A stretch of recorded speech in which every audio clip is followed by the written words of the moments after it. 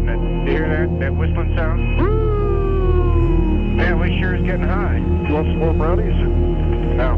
Boy, that sure is weird music. Yeah, it sounds like, outer space-time music. I feel bad for hobos. I don't feel bad for hobos. Why not? Fuck them. We're not using that. As somebody who would be a hobo if he didn't have a wealthy family, it's pretty funny coming from me. I was a hobo for a whole day. I don't recommend it. It's a bad experience. Why? Why? So I was in Boston, and I missed my train. Yeah. And there was no more trains going back to Fitchburg, which was a 2-hour train ride. Okay. And I didn't have any money, so I was sleeping on a park bench. And it's not a good experience.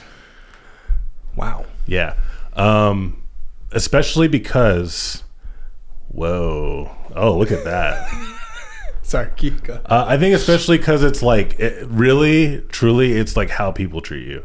Like, I wasn't like looking like a hobo, but like, I mean, I look like a hobo now, but like, I look like a hobo now too. Look at this hair. Look at this haircut. This is a hobo's hair. This is hobo hair. You don't have any stains on your shirt, Leo. I'm sorry. Not yet. Not yet? Just give it time. Okay. I'll get there one day. I'm working on it. All right, man. It's a dream of mine. Hey, come talk to me when you got some stains on your shirt, man. Then you'll be on this level of I'd like to. Hobo.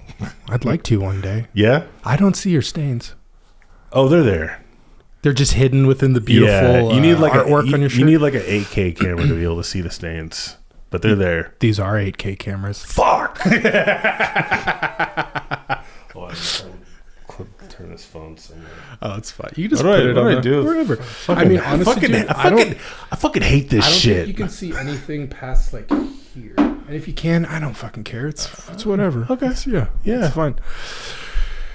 Are we? I haven't decided if we're going yet. Well, neither have I. I don't know. It's a good place to be. Isn't this this nice? Is such a good mic. Maybe this is just a review of your mic stands. Yeah, that's all it is. It's like it feels very good. It feels good. I like how good it feels. Yeah. It feels good here, and I can lower it here. It still feels good down here. Less good. No, I don't want to talk anymore. Yeah. No. Even better. CJ. I'm done. Yeah. That's fun. I'm walking off this interview. Joe Rogan, I'm fucking done. Yeah. Fuck you, Joe Rogan. Fucking Trumper. Yeah, I think this was a good purchase. Good purchase on these mic stands. Yeah. So what did you want to talk about today, Leo? Also, thanks for having me on again. I appreciate it. Is that good water? No, it's terrible. What did I want to have you on today for? I have a giant void in my heart. This deep loneliness. It's a chasm. It's a bottomless pit of despair and loneliness and more loneliness. And right now I don't feel so lonely. Oh, that's what I wanted to talk to you about. Okay.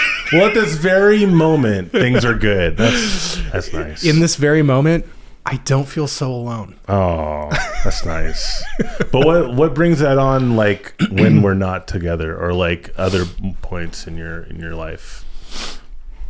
Well, thank you so much for having me on your podcast. You're doing such a good job as a host and asking me questions. Seriously, I'm just real curious. I know. You're just a really good friend is what you are.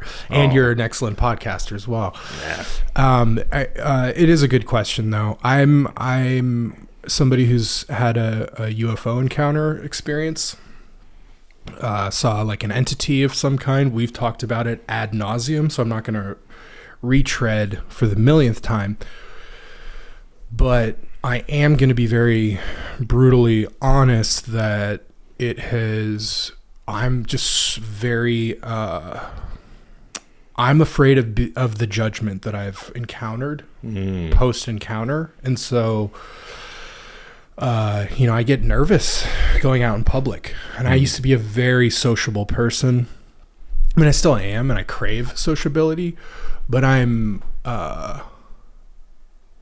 I don't know if agoraphobia is the right word. I think that's a fear of leaving your house, but I thought it was I thought that was people phobia. Agoraphobia. I thought it was people phobia. If that's what that is, then I think I have it. Oh. I think I have some level of, I'm afraid of people more than I am the experience that I had. You know, I think given the political climate and just kind of where we are as Americans, I think that's okay.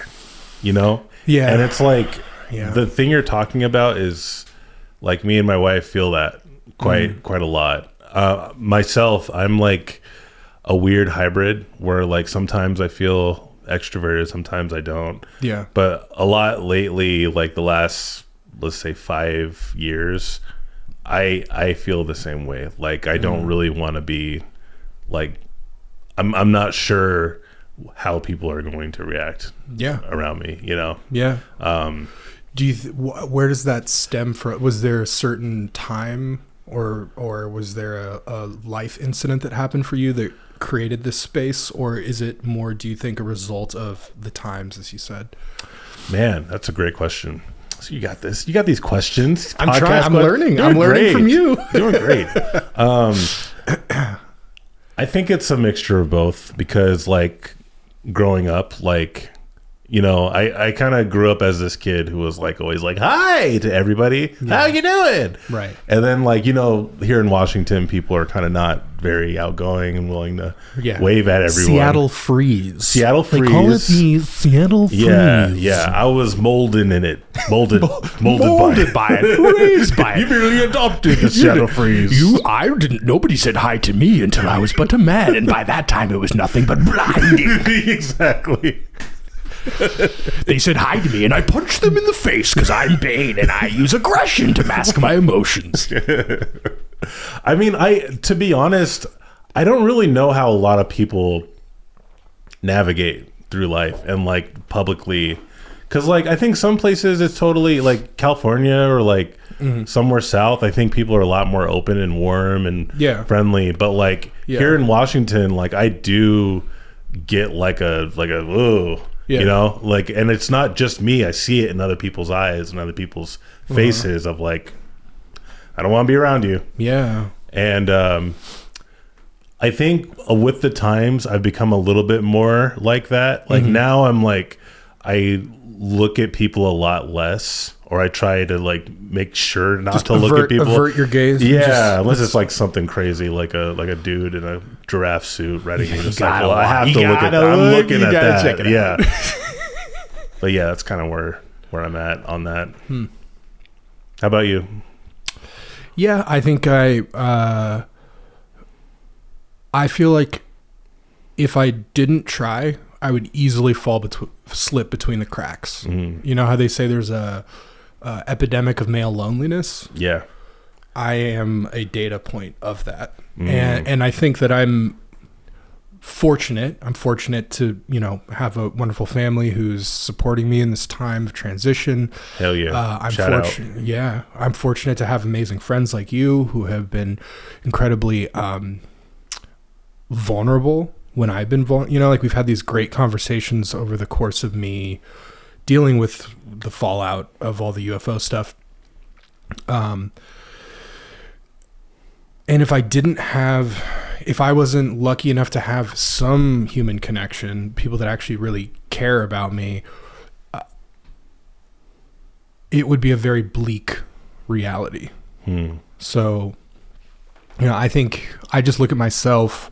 I think that we are all the same consciousness, just different versions of it. I think our different bodies are different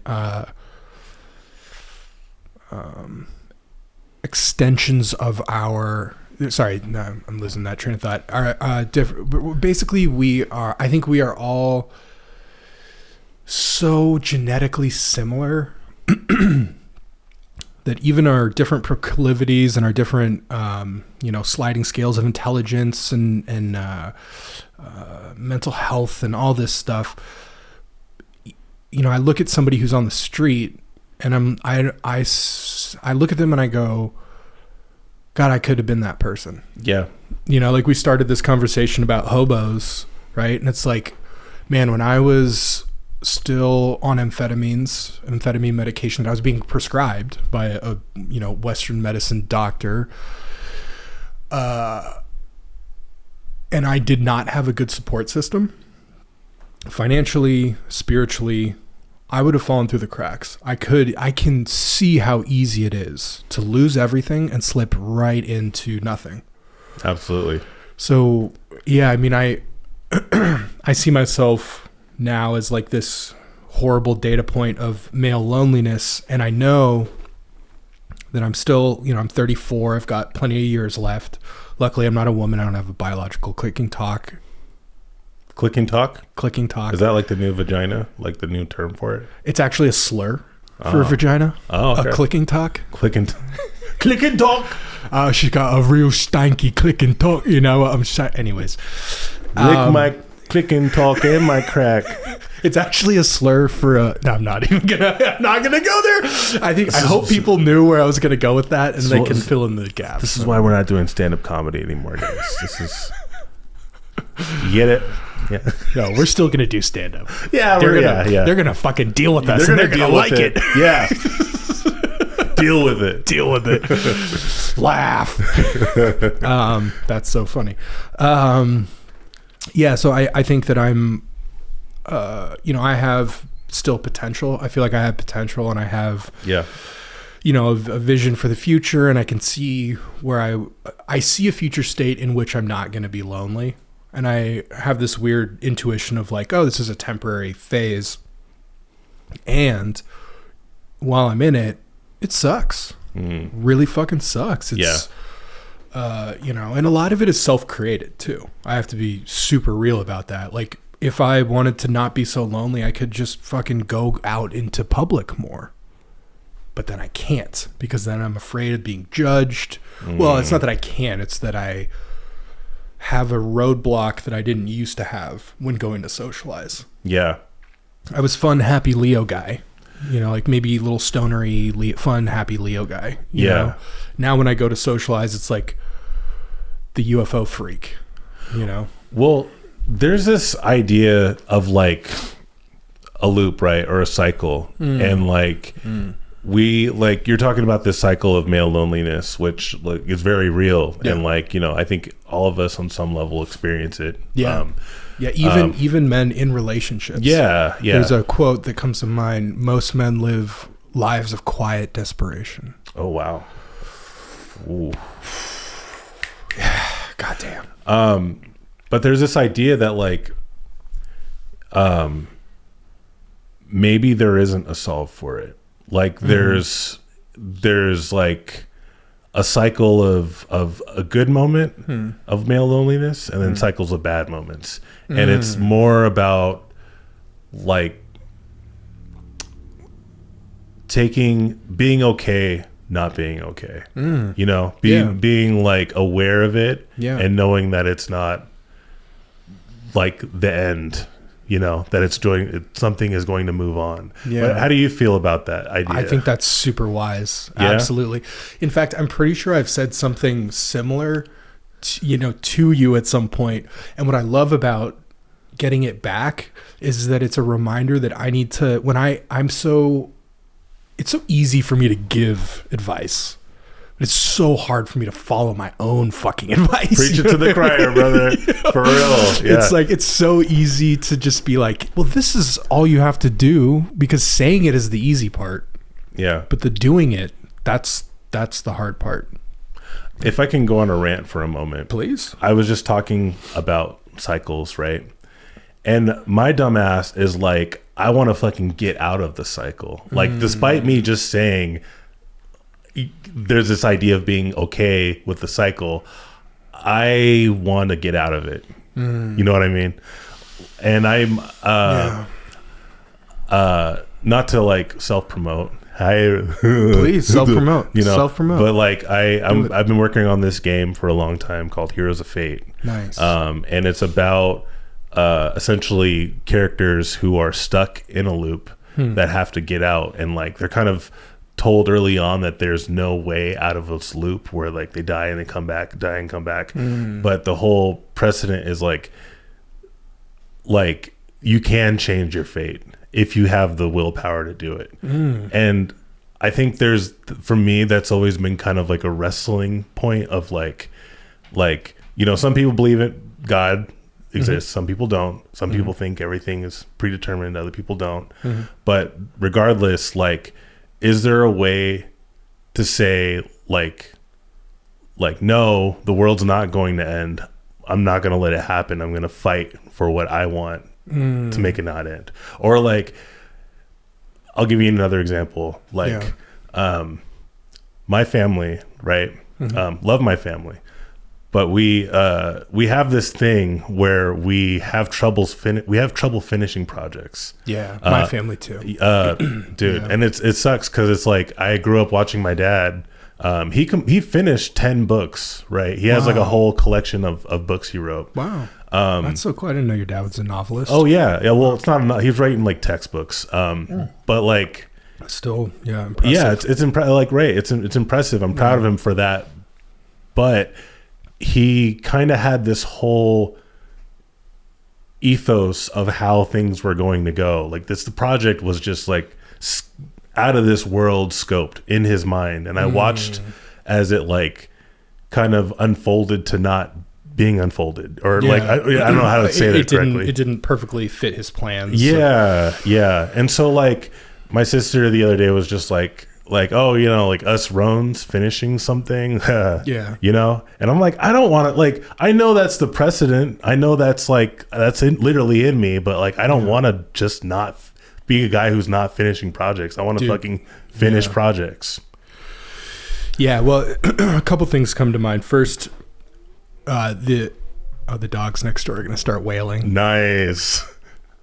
I don't know if this is picked up in audio. Live, guys. Yeah, this is live. This is a live studio. There are huskies in here. Vicious beasts next door wailing.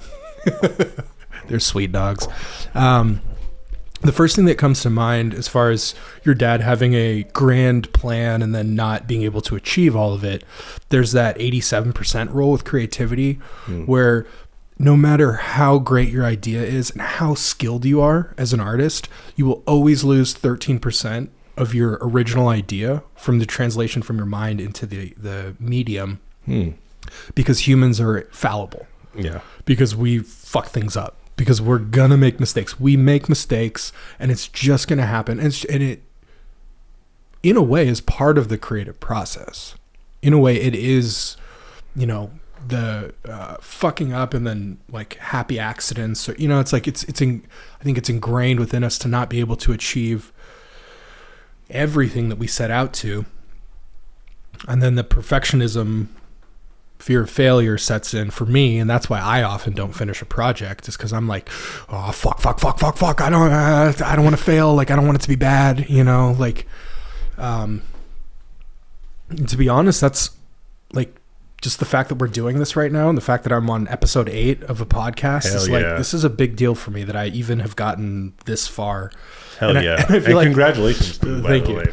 And honestly, dude, it took me 8 episodes to actually be doing like I guess our first podcast felt like a real, but to have like the mics and the stands and you know, it's this is official, man. And so if I want to, no, this is great. I mean, I hear what you're saying, man. Like it's taken a while, but like you're sticking to it though. Like you're actually, I think like I was thinking about this. I think part of the problem for me, at least, is I start to kind of lose faith in myself, or I lose kind of, it's not even just like a creative spark, but like it's probably not going to be very good. Do you know what's underneath that? I think just like I think the past.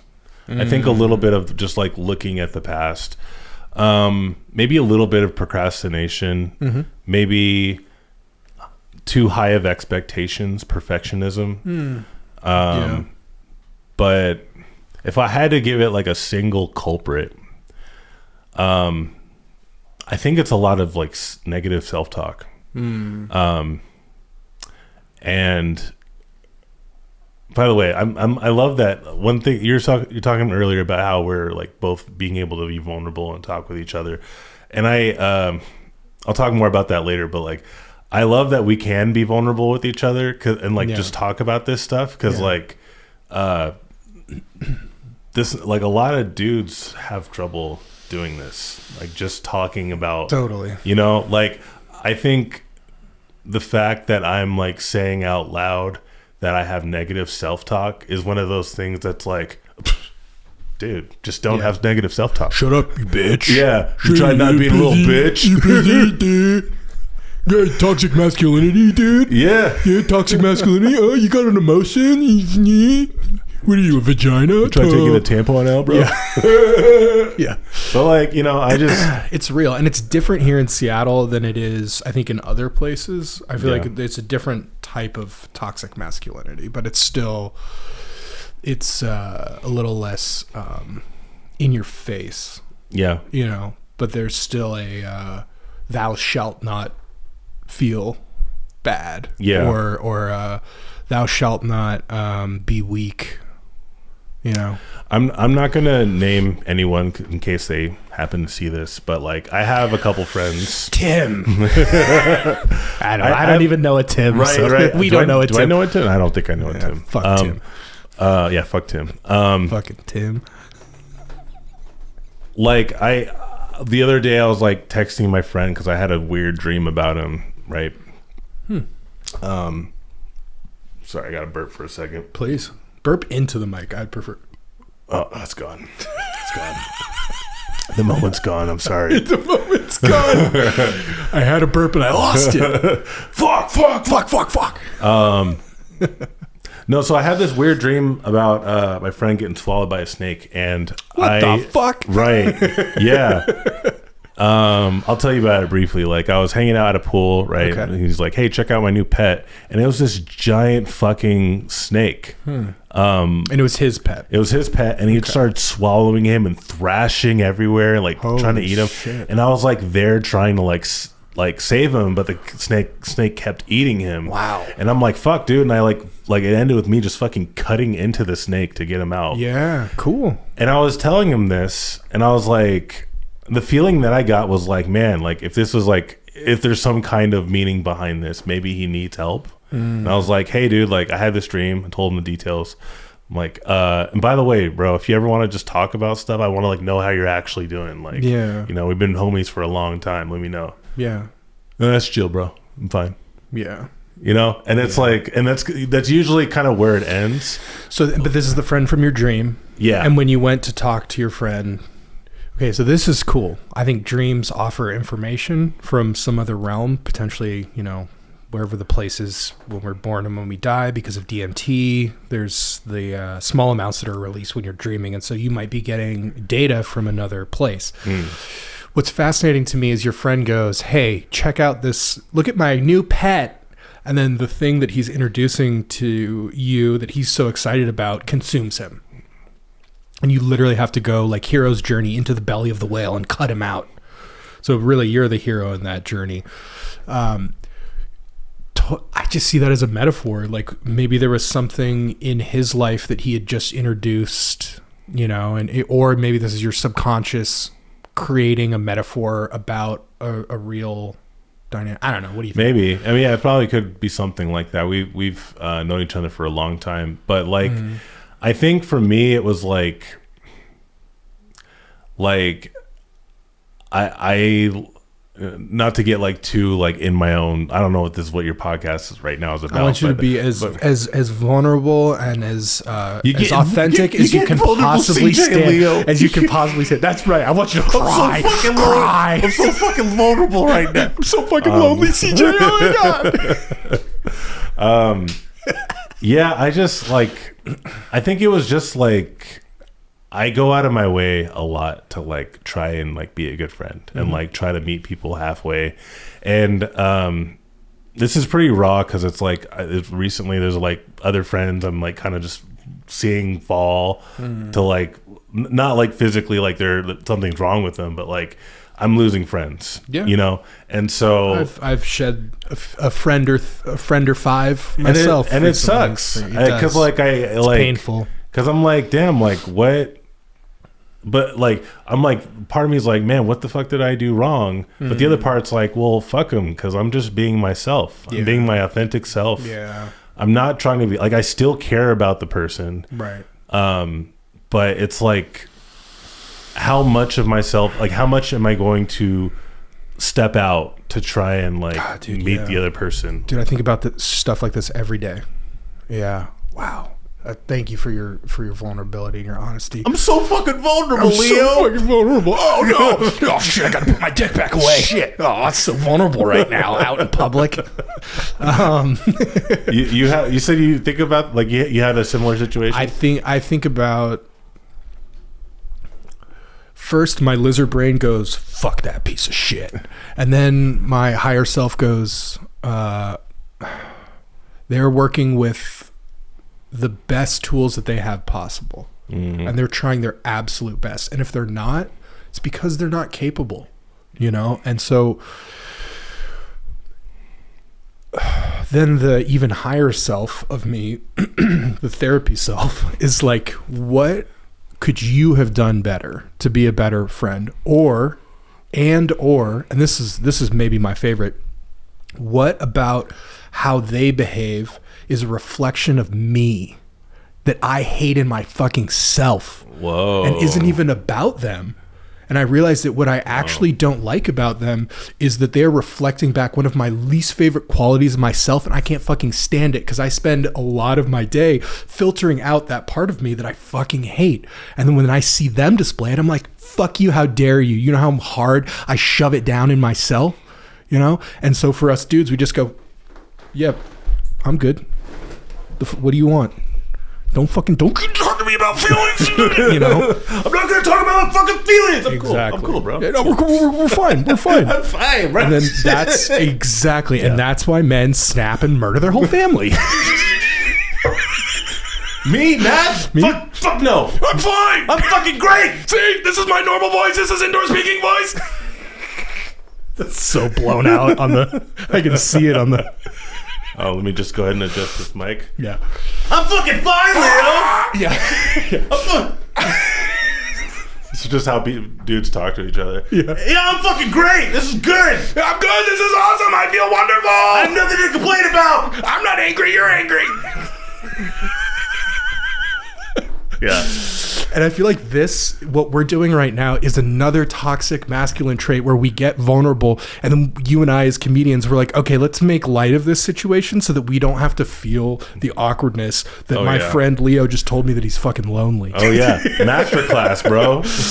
Masterclass in avoidance. Well, I do want to touch on that because like Oh, Leo doesn't have any friends. Me. Okay, so first of all, thank you for being honest and just being vulnerable about that. Yeah. Like now, I guess now we're talking about vulnerable, like men, vulnerability, vulnerability, toxic masculinity.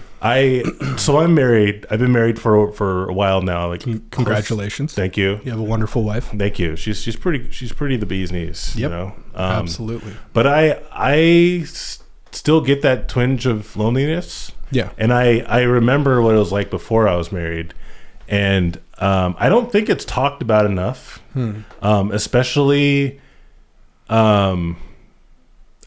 like what's underneath the loneliness, because like I've done a lot of self-help work on myself. Like I kind of took like the Carl Jung approach. Humanism. Right. Like the shadow self. Like there's shadow work is very popular these days. As it should be. Yeah. Like I didn't like sit there and like talk to my shadow or anything. I probably should, but like I had to acknowledge that it was real, and like that I had to accept myself. You know, at some level. Radical self-acceptance. Yeah. Not just accepting the parts of you that you want to accept, but the whole pie, baby. Right. Even the slices that have poop in them. Yeah, dude. You know? this is about as vulnerable as I can get saying this. I had to like sit there and be like, I've been a coward before. And that's like the fucking Holy shit, that's so good. Yeah. Me too. Right? And it's And I've called somebody a coward. It's self-righteously. It was a righteous use of coward. And then I remember like not even years later, just like it wasn't even that long ago, honestly. But like realizing like, oh fuck, I was projecting. Yeah. I'm just as cowardly as that motherfucker. And I do that shit too, man. Like I was like, that's like the worst fear for me is to be a coward. And like I have literally been a coward. Like I had to be honest with myself to say like, yeah, like I've felt scared. I'm scared of this. I'm scared of that. Yeah. I don't want to die. Right. I want to fucking live. Yeah. I want, and it's like that on top of all this other negative shit that I put on myself over the years. Yeah. I don't know how I did it.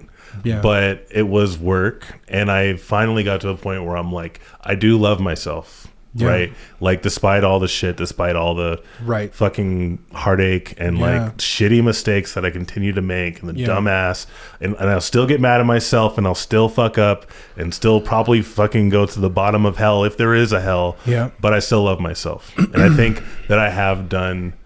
Like, I'm a fan of myself and what I've done. I'm a fan of you too. I love you too, and I love you too, bro. And I don't think you're going to hell for what it's worth. I don't personally think there is a hell. I do think there's an afterlife of sorts, but I'm still working on the coward in me. I'm still a coward, to be honest, and that is what I was getting at when I said this loneliness is very much self-inflicted. Like if I just went and put myself out into the world, I wouldn't feel as lonely. Although that's not necessarily true. I'm thinking back to times that I've tried. I live in a mountain town right now that is very small. And, before I was ready to put myself out in public, unfortunately, me moving here in shambles is how people knew of me. And that got out before I could put myself out there. And so when I did, it was very much like I was getting looked at, like people knew me. And I was like, who are these strangers that I want to try to be friends with? You know? And so I had experiences of, there were dances in particular. And I'm like surrounded by people. And I'm doing my favorite activity, which is dancing, other than sex. And nice. It was just like as close as you can get, right? Yeah. And I'm surrounded by people, and I am maybe the loneliest I've ever felt, because it's like heightening the stakes of loneliness. Before, lonely was like when you didn't see people. I didn't even know you could be around people and lonely. What? Whoa! Yeah. Brutal, dude. Oh, so painful. Ouchie, ouchie, ouchie, ouchie. Yeah. And I don't have hopefully there will be character arc over this course of this podcast, because I'm not out of the woods yet at all. Yeah. I'm very much in the thick of the loneliness. I'm very much in the throes of what's next. And in that, there's this isolation bubble that I've kind of like, I can be a little mopey this is what I was just talking about in therapy. My last session, I realized like, oh, fuck, I'm a moper. When things aren't going good for me, I mope. I mope, and it's like, there's childhood reasons why that was a tactic that worked for me. Yeah. And, at a certain age. And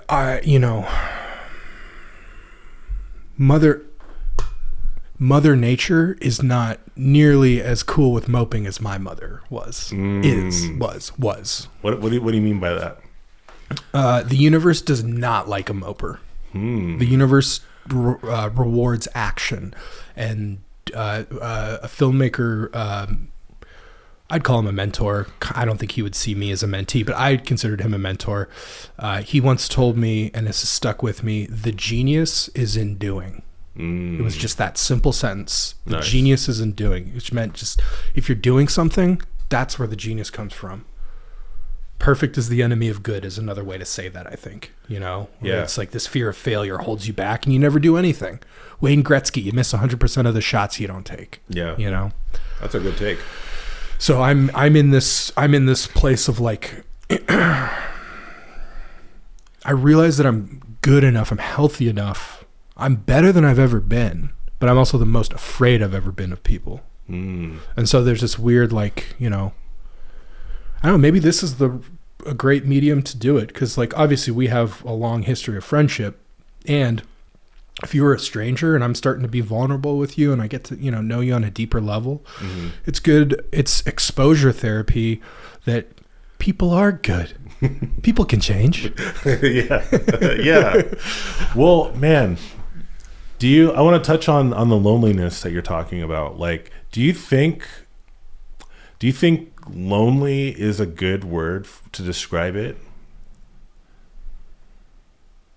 I don't know let me think of other words that I could use. I haven't thought about that.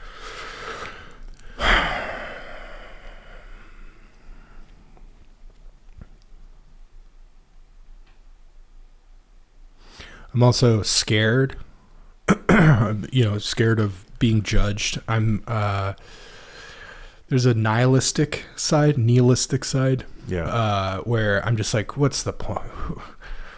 I don't fucking care. You know, it's like, what's that? I don't even want to be around. I don't want to be around anymore. So good. I don't know. I don't care. So yeah, there's definitely a what's the point? Yeah. It's more of a what's the point. That is very much exacerbated just by the current political climate. And there's I talked about this in therapy. There's a disappointment. I'm very disappointed in people. Yeah. And I'm disappointed in myself as a person. You know, I don't obviously exempt myself as a human, because that would make you a sociopath. But I think I feel very let down, and I know that I've let people down very much so. Same. You know? Yeah. And so it's just like, God, it's really tough. And then to me, the only way out of that is love. It's such a cliche thing, because I think it is deeply true. The only thing that makes sense in that nihilistic framework is to pursue the things that you love. You know? Yeah. To focus on love, or even as simple as a mindset, instead of being in a negative mind state, you know, I have the capability to change my mental state. I don't need drugs. I don't always need therapy. In the moment, I can catch myself being negative or isolationist, or I'm not using that term. I'm using isolationism is like national.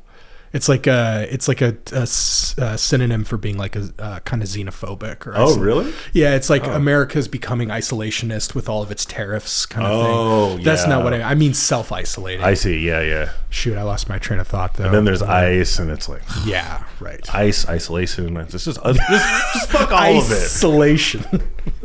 Yikes. So I think I lost my train of thought. So help me out, brother. Yeah, like, so what keeps you coming back? Because it is like love, right? Love. Yeah, you're talking about love, and it's like, I know how dark it can get, like being kind of in that spiral, and like just on and on and on. I think like the thing that keeps me going when it gets that dark is like tomorrow's a new day. Yeah. You know? And it's like I weirdly have like a amnesia, you know? Yes. Of like I think we all do. You know, like I wake up the next day. Sometimes I'll be like sad. Like the sadness will carry on, and like I hate to say it this way, but I don't even think I've felt as sad as I possibly could be yet. I think there's still I could get sadder. Fuck, you know? God, I don't think I could. Really? No, I hit my saddest. Oh man. Yeah. Well, like At least you know where your lowest is. That's great. Yeah. But it's like, hopefully I don't ever do that again. right. And it's like, dude, I think just getting out of that is tough. Even with that fortitude of like, I know this is just kind of how I feel right now, but it's really it's not like, how it feels in the moment. right. It does not feel like, so sorry to interrupt, man. Yeah, but no, you're good. what you earlier in the conversation were talking about a cycle. You're trapped in this cycle, stuck in this cycle. I think the cycle is the sine wave of life. Everything's a sound wave is literally just a wave. Light is a wave, right? I think my experience in life has always been an oscillation of up and then down and then up and then down. And when things were down, for the most part, as I got older, I realized like, oh, they'll go back up again. And when things are up, I start to feel like, oh, fuck, what's going to happen? What's going to destabilize this and take it all away? Right. I think that's the cycle. No? Does that? Well, I mean, some people got it good for a long time. That's true. Well, maybe outwardly presenting. Maybe outwardly, yeah, that's true. I don't know. I just like, I think like it's a very real thing, and I feel like there needs to be another word for, that's why I was asking earlier, like, is there another word for loneliness? Because like, I don't, like you're saying, you're with people and still feeling lonely. I feel like that's got to be something else, right? Like, I'm not with people very often. I'm there. If I don't see my parents for dinner, oftentimes there are days where I don't see anybody. That's pretty like. Excuse me, the last year it's been like that for the most part. Okay. And I needed that for a while. Yeah. But no, I am like legitimately isolated. Like okay. I don't put myself out there enough. I'm not working enough right now where I'm consistently seeing people, it's very much a like real like absence of human interaction. Okay. Yeah. So so we're on a different spectrum then, I think, a little bit, because like I'm in the city, I'm around people all the time, or at least my wife. But I think like there's still something else about it, because like I've been around people, a lot, and I will start to, like you said, mope earlier. I'll mope too. Yeah. I also think the universe doesn't like mopers, but no, it does not like mope. It hates moping. Yeah. It gives you fucking, like you get like my skin will get like infected if I sit around too much. Yeah. It's like God gives you boils when you sit on your ass too much. You know what I mean? It's like, and I got boils. It was disgusting. It was horrifying. If you don't want boils, just don't mope. Don't mope around. No, you definitely want boils. Staph infection is a great time. Oh, well, there you go. Yeah, it's wonderful. Put like a little like lower thirds for like, hey, call 1-800-STAPH-RS. Just don't do that. Actually, that's too much work. You're already editing this, Leo. Please cut yourself a break. We here at the Cosmic Creatures Podcast use all of the podcasts. All of the animal goes into the final presentation. Yes. Oh, wow. Exactly. All of it. Even the hobo talk at the beginning. Yes. Oh, yeah. Man, I just... I know what you mean about like the loneliness, man. Like, I think like I'm trying to gather my thoughts here. Well, you were touching on a really interesting differentiation between loneliness by pure, absence of people versus loneliness by absence of doing. I think like you're talking about connection. Yeah, because it was like the difference between like moping, like genius is like doing and not doing. Yeah. And I think like that's probably a good solvent, because it's been rare I'm like doing something and like today, for example, right? I'm a gamer. I've been playing video games since I was 5. Sega Genesis, Mortal Kombat, just every day I'm gaming. Nice. it's rare, but every once in a while I'll hit a snag where I'm like, I'm not enjoying gaming. And that happened like today, where I'm like, I'm going through my fucking 500 or 600 games that I haven't played yet, and I'll start playing it, and I'm like, I don't want to do this right now, you know, or like this isn't giving me anything. And then I'll play a little music, you know, I'll play piano, and I'll feel good a little bit, but it's like I still am feeling like mopey, like something's just wrong, you know. And then like I'll, you know, psychoanalyze a little more, and it's like, oh yeah, I have all these fucking issues that are on my mind right now. I'm thinking about this. Yeah. So I think it's like complicated, you know. It's not like there's something else. There's an undercurrent. Yeah. For the mopiness, for the fear of failure, you know, there's an undercurrent of I don't know, being an imperfect human. Yeah. I don't know. Yeah. I went to a My Chemical Romance concert the other day. Sick. And I was learning about Gerard Way. He's the main like vocalist and co-creator of My Chemical Romance. And then I found out he also wrote a comic book called Umbrella Academy, which made its way to Netflix. Yeah, I know, yeah. Yeah. And I'm like, I had an innate feeling of just like, man, I'm fucking envious of this guy, because I'm like, this is the shit that I want to do. Why can't I just make my dreams happen like he did, you know? And I think like that's one of those things that like one of those thoughts that spiral into subconscious, because like now I think about that, like, why can't I just do that? Are you afraid of the success? Definitely not. Okay, cool. Definitely not afraid of the success. Some people are. I know that I've heard that some people aren't afraid of failing. They're afraid that they'll get what they want and that they can't, you know, handle it. And then that's the ultimate failure is succeeding and then failing at succeeding.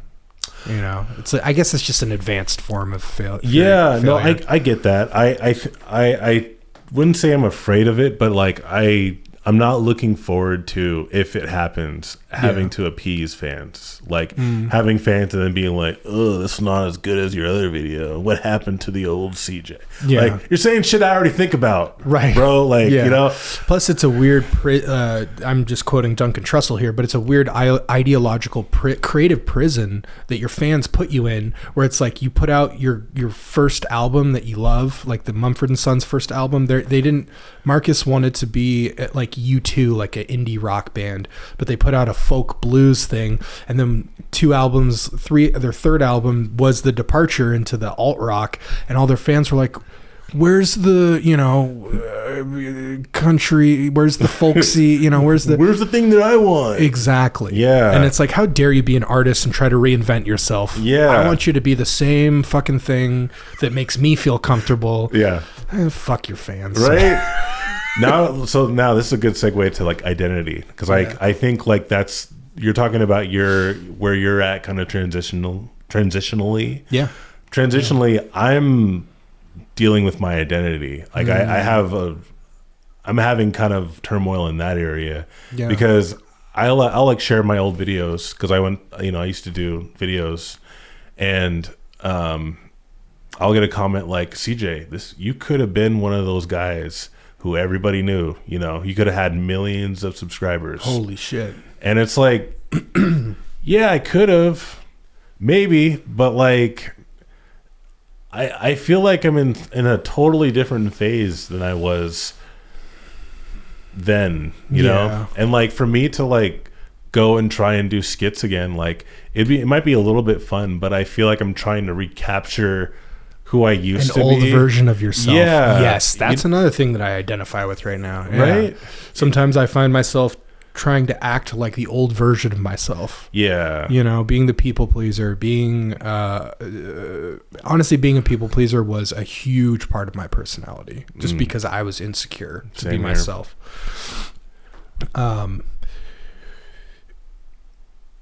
Honestly, dude, I think you received a beautiful compliment about sometimes I struggle with this, but it's like, sometimes I feel like it's so hard for creatives to just accept a compliment and then be able to, believe it. Yeah. Right. Like sometimes I'll think like, oh, this is backhanded somehow. How is this, and I have my own trust issues with people for various reasons, but yeah, I think again, and this is me giving advice that I absolutely do not apply to myself. I love some good advice. Good. Yeah. Do as I do, do as I say, not as I do advice. Yeah. It's like, it's so much easier. It's so much easier for me to sit here and say, hey, you got a great compliment. Just be, grateful. Be grateful that he said something that made you question your identity. I agree with you. I think it is a great compliment. Like, and it's nice to hear that. I read it that way because it's like, going back to identity, I think a lot of people, either consciously or subconsciously, will cast their own idea of who you are without actually knowing who you are. Like, yeah, it's manipulation, right? It benefits the individual to create a reality that is their reality, enforcing their reality. Because like to some people, I'm a nice guy who will do anything to like help other people. Right. To other people, like my mom said, like you don't know what your full potential is yet, which is a nice compliment. Very beautiful compliment. But it's nice thing to say. Another person said, "Why aren't you doing music anymore? You're wasting your talents not doing music because you have it in you." I'm like, "Oh, thank you, Will." It's true. So what are you doing for work right now, CJ? You're not like doing a 9 to 5. What are you doing? Yeah. Like you're just kind of wasting away. And I'm like, I guess in your narrative, I might be wasting away. Yeah. And then it's like, oh well, like this house project's not done. Well, CJ, when are you gonna do that? Yeah. it's like it's a lot of different voices, and it's like, and you're getting feedback from folks telling you to be that old version of you. That on top of like it's kind of interference with what I actually want or what I'm more concerned with. Like right now I'm concerned with trying to get this video game that I've been working on for a long time done before the end of the year. Cool. But I hear interference, not intentionally trying to interfere with me, but like that, steer this way, steer that way, go this direction. And it's kind of hard for me to like tune it out. Yeah, totally. Well, it's the same reason I don't leave my house. It's because people's perception of you is incredibly powerful. As much as I try to tell myself that I don't care what people think about me, I care so much what people think about me. Dude, same. Yeah. And so I think it's hard to filter through what is being offered out of, I think, love, because these are compliments, right? But it's not serving you. It's not serving you now. Yeah. You now. Yeah. And it's like, that's a good point that you're saying they're compliments, because that's true. Like it does come from a place of like wanting to help. And it's like, fortunately, we're at a place where, like, if people are saying stuff like, "Oh, you suck, Leo," like everything you do sucks, you're just not going to talk to the guy.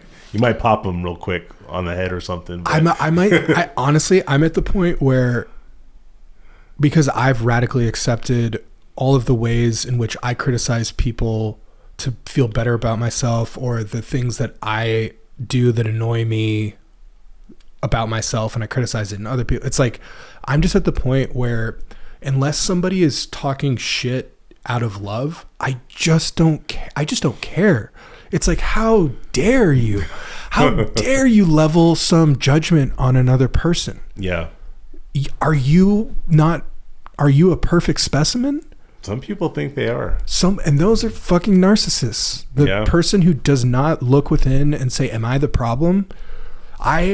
I know I'm not a narcissist because I've asked multiple therapists if I'm a narcissist, and they're like, "No, dude, you wouldn't be asking that question if you were a narcissist. You have ADHD, but you are not a narcissist."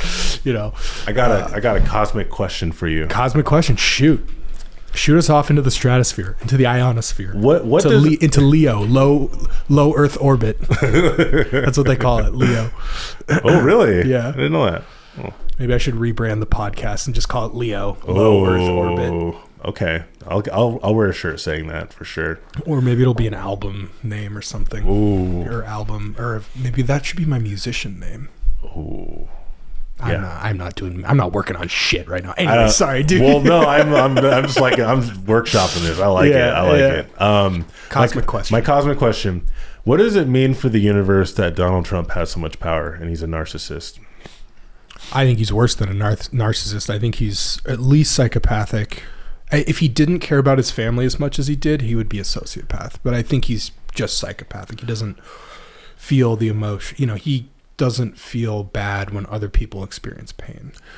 So what does it mean, though? What does it mean? Let me ask like a better follow-up. It's a niche. I don't think Trump is the problem. I think the problem is that psychopathic narcissists are the perfect fit for a politician these days. I think it says more about our system. He's a reflection of our system. He's not the problem. He's just exploiting the problem. Sure. I guess he's just to clarify, I'm not a fucking Trumper. He's a piece of shit. He's an absolute problem, but he's a symptom of a larger problem. Sure. And like, I guess now we're just going to go ahead and say it. I don't think we're fans of Trump on this show. Except for when I voted for him. Did you actually vote for him? No, I wrote in the deep state and then I crossed it out. Just as a little fuck you. And then I voted for Kamala Harris. Like, honestly, just also disgusting. I also, dude, I agree with you. I voted for Kamala and I was like, ugh. It was the worst. I don't know if I'll vote again. Especially in Washington. It doesn't fucking matter. Yeah, We're dude. going blue. It doesn't matter. Like, that's a controversial point right there about voting. I opt out. There's no candidates for me. Why would I the deep state? I'll vote for the deep state every year. Let me get back on track. Yeah, sorry. I guess the question I had about what it means. Like, I guess I'm more thinking in terms of like what is being rewarded and what like cosmically is like being allowed, because like, I don't know. I grew up with the idea of like, if you're going to talk like Donald Trump, you're not going to become president, or like you're not going to be rewarded to, you have to have some level of empathy.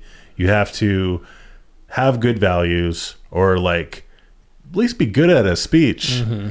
All that. I think what's interesting to me is like, I use the word interesting with a big asterisk, that all of that has essentially been thrown out the window. And if I was 11 years old seeing this guy get presidency twice, mm-hmm. and all these fans, I would say, well, maybe that's just what I needed to be. Yeah. Logically, why would I be a good person if this guy is the president? So like, I guess on the cosmic level, it's how could the universe possibly reward this? Is that what why and the implications of it being seen by the youth and then them integrating it into their how they treat people and stuff? Yeah. What did Donald Trump do right? Because I don't think he did anything right. That's what that's my unfortunate stance, is that I think he's just capitalized. He's a capitalist, sure, to the nth degree. He's mafia capitalist. He's an oligarch, and he is capitalizing on the slow descent into fascism that we're running into via late stage capitalism. I think he is. I think if we want to talk about like the origins of how did this asshole ever get considered to be the president? Well, when Citizens United was passed under the Bush administration we were, what was this? This was pre-Obama, so 2008 to 2012. They passed the Citizens United. This was, I think it's a bill, and it allowed for unlimited campaign contributions. So as soon as big business, as soon as corporations, which have the legal standing of a human being in the court of law, once they were able to start donating massive sums of money to buy out politics, it was just like it was rolling out Trump's red carpet, orange shitty carpet, you know, fucking colostomy bag stained carpet. So it's not him. It's Bush. It was you know, it was a long parade of ass clowns who slowly deteriorated true democracy. And, you know, now we're here. And then, you know, you got Dick Cheney, who passed Citizens United, citing, he backed Kamala Harris. What? Okay, then who are the good guys at this point, right? It's like, that's why I didn't want to vote. I was just, this is such a rigged game, and it's so dumb at this point. I don't know. It's scary to me, and I feel very powerless. And that's really why I don't talk about it as much anymore. I just feel like it's like, what am I going to do? Right. You know, until there's some sort of like anti-fascist revolution, and we're, you know, fighting in the streets, and I have, you know, my guns, and I go and fight against the tyranny. That's when I can really do something, and I hope to God it doesn't get to that place. Right. You know, it's well, then let's talk about a different topic that's parallel to that then. Because like, I agree with you that like, about the idea of like, it's kind of happening and there's nothing we can really do about it. Yeah. However, like, I do think like they've created their own ethos, or their own like world, their own universe, is that whole thing that's unfortunately our news and our presidency. But what is your ethos? Like, what is your world that is completely adjacent to whatever their world is? I'm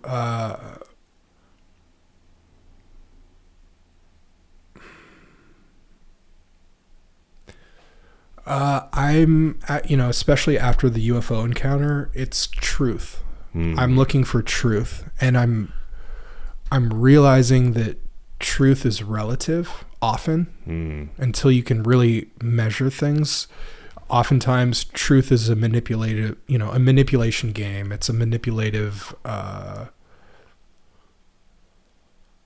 it can be used to manipulate the perspective, your perspective, and then the effective con man is the one who enforces their truth as reality. So what is actual truth then?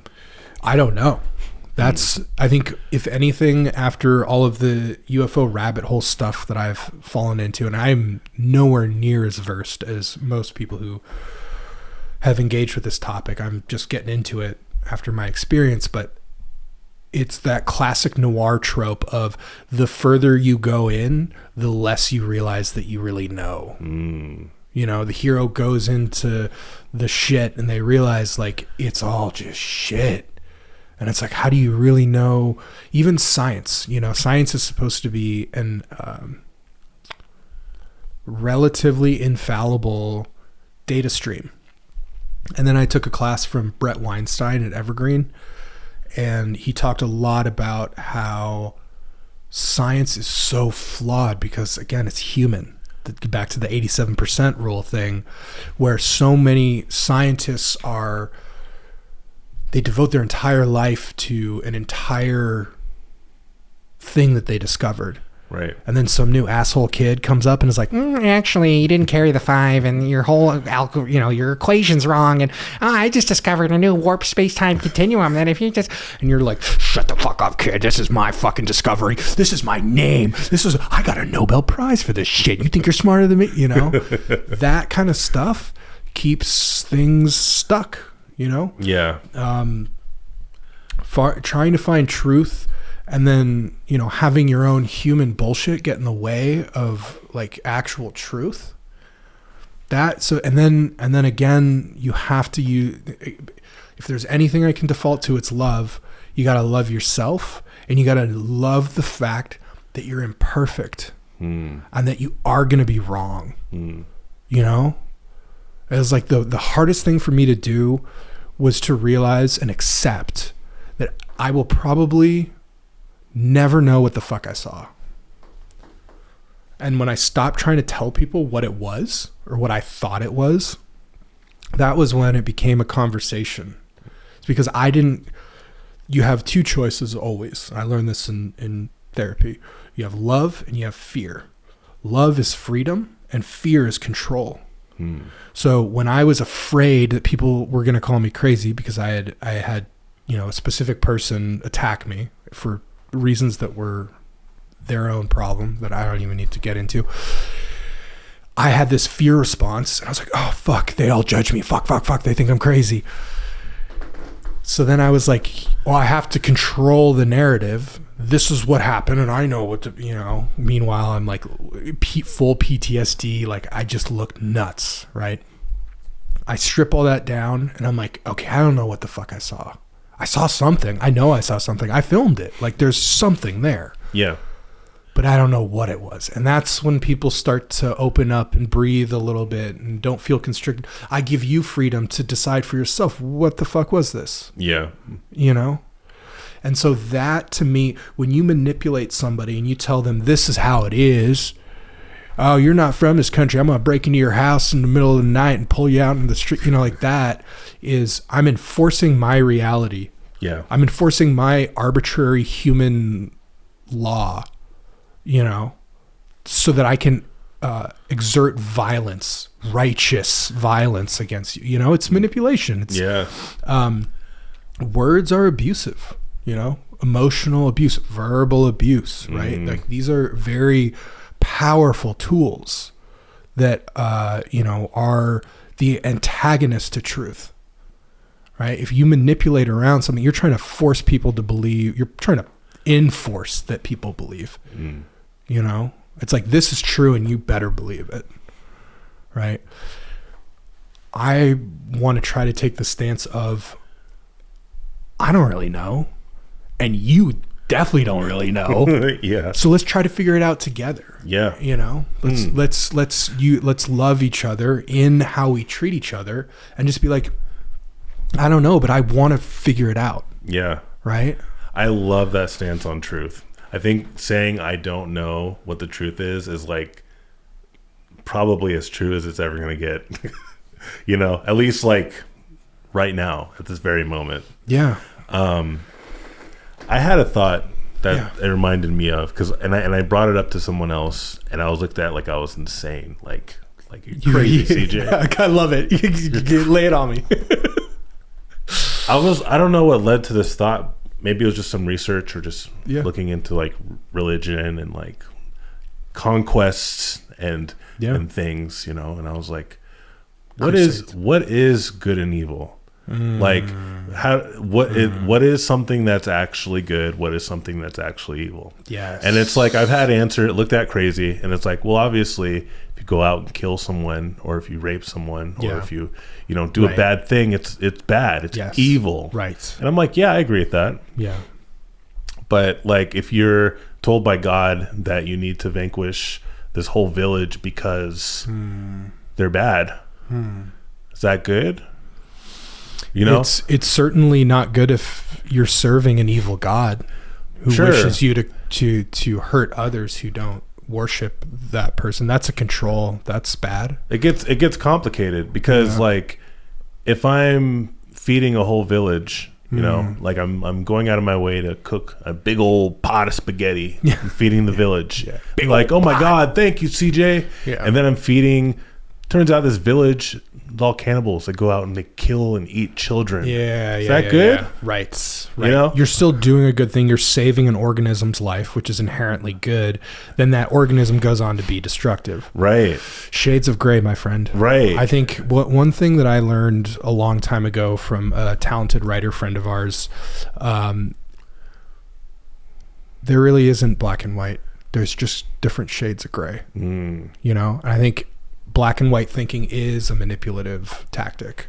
Yeah. You're a binary 0 or 1. You know, we got to kill the zeros because you don't want to be a 0. You know, it's like all this fear mongering tactics.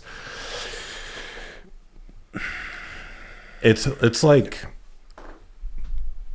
I guess it comes back for me because I agree with you. There are shades of gray. Like I'm very fortunate to like have learned that, you know, not be kind of stuck in this way of like, well, if you do this, then you're a bad person. Right. But I do wonder if like we have this idea of like what is good, right? Yeah. And also an idea of what is perfect. And if you believe in perfection, yeah. I mean, you look at the moon and like it's a perfect circle, but like what is perfect, you know? Yeah. It's probably not. It's probably slightly off. Right? Just a little bit weird fucking fucked up cone head part to it. But like I just think it's weird that like we have such strong ethos or such strong ideas of certain things that like I don't where does it start, where does it end, you know? Like freaking I learned the other day that bathrooms it's made up by Shakespeare. Really? Yeah. Before like he made a room that was a bath room in one of his plays. And before that, what the fuck was it? It was just a place you took a shit.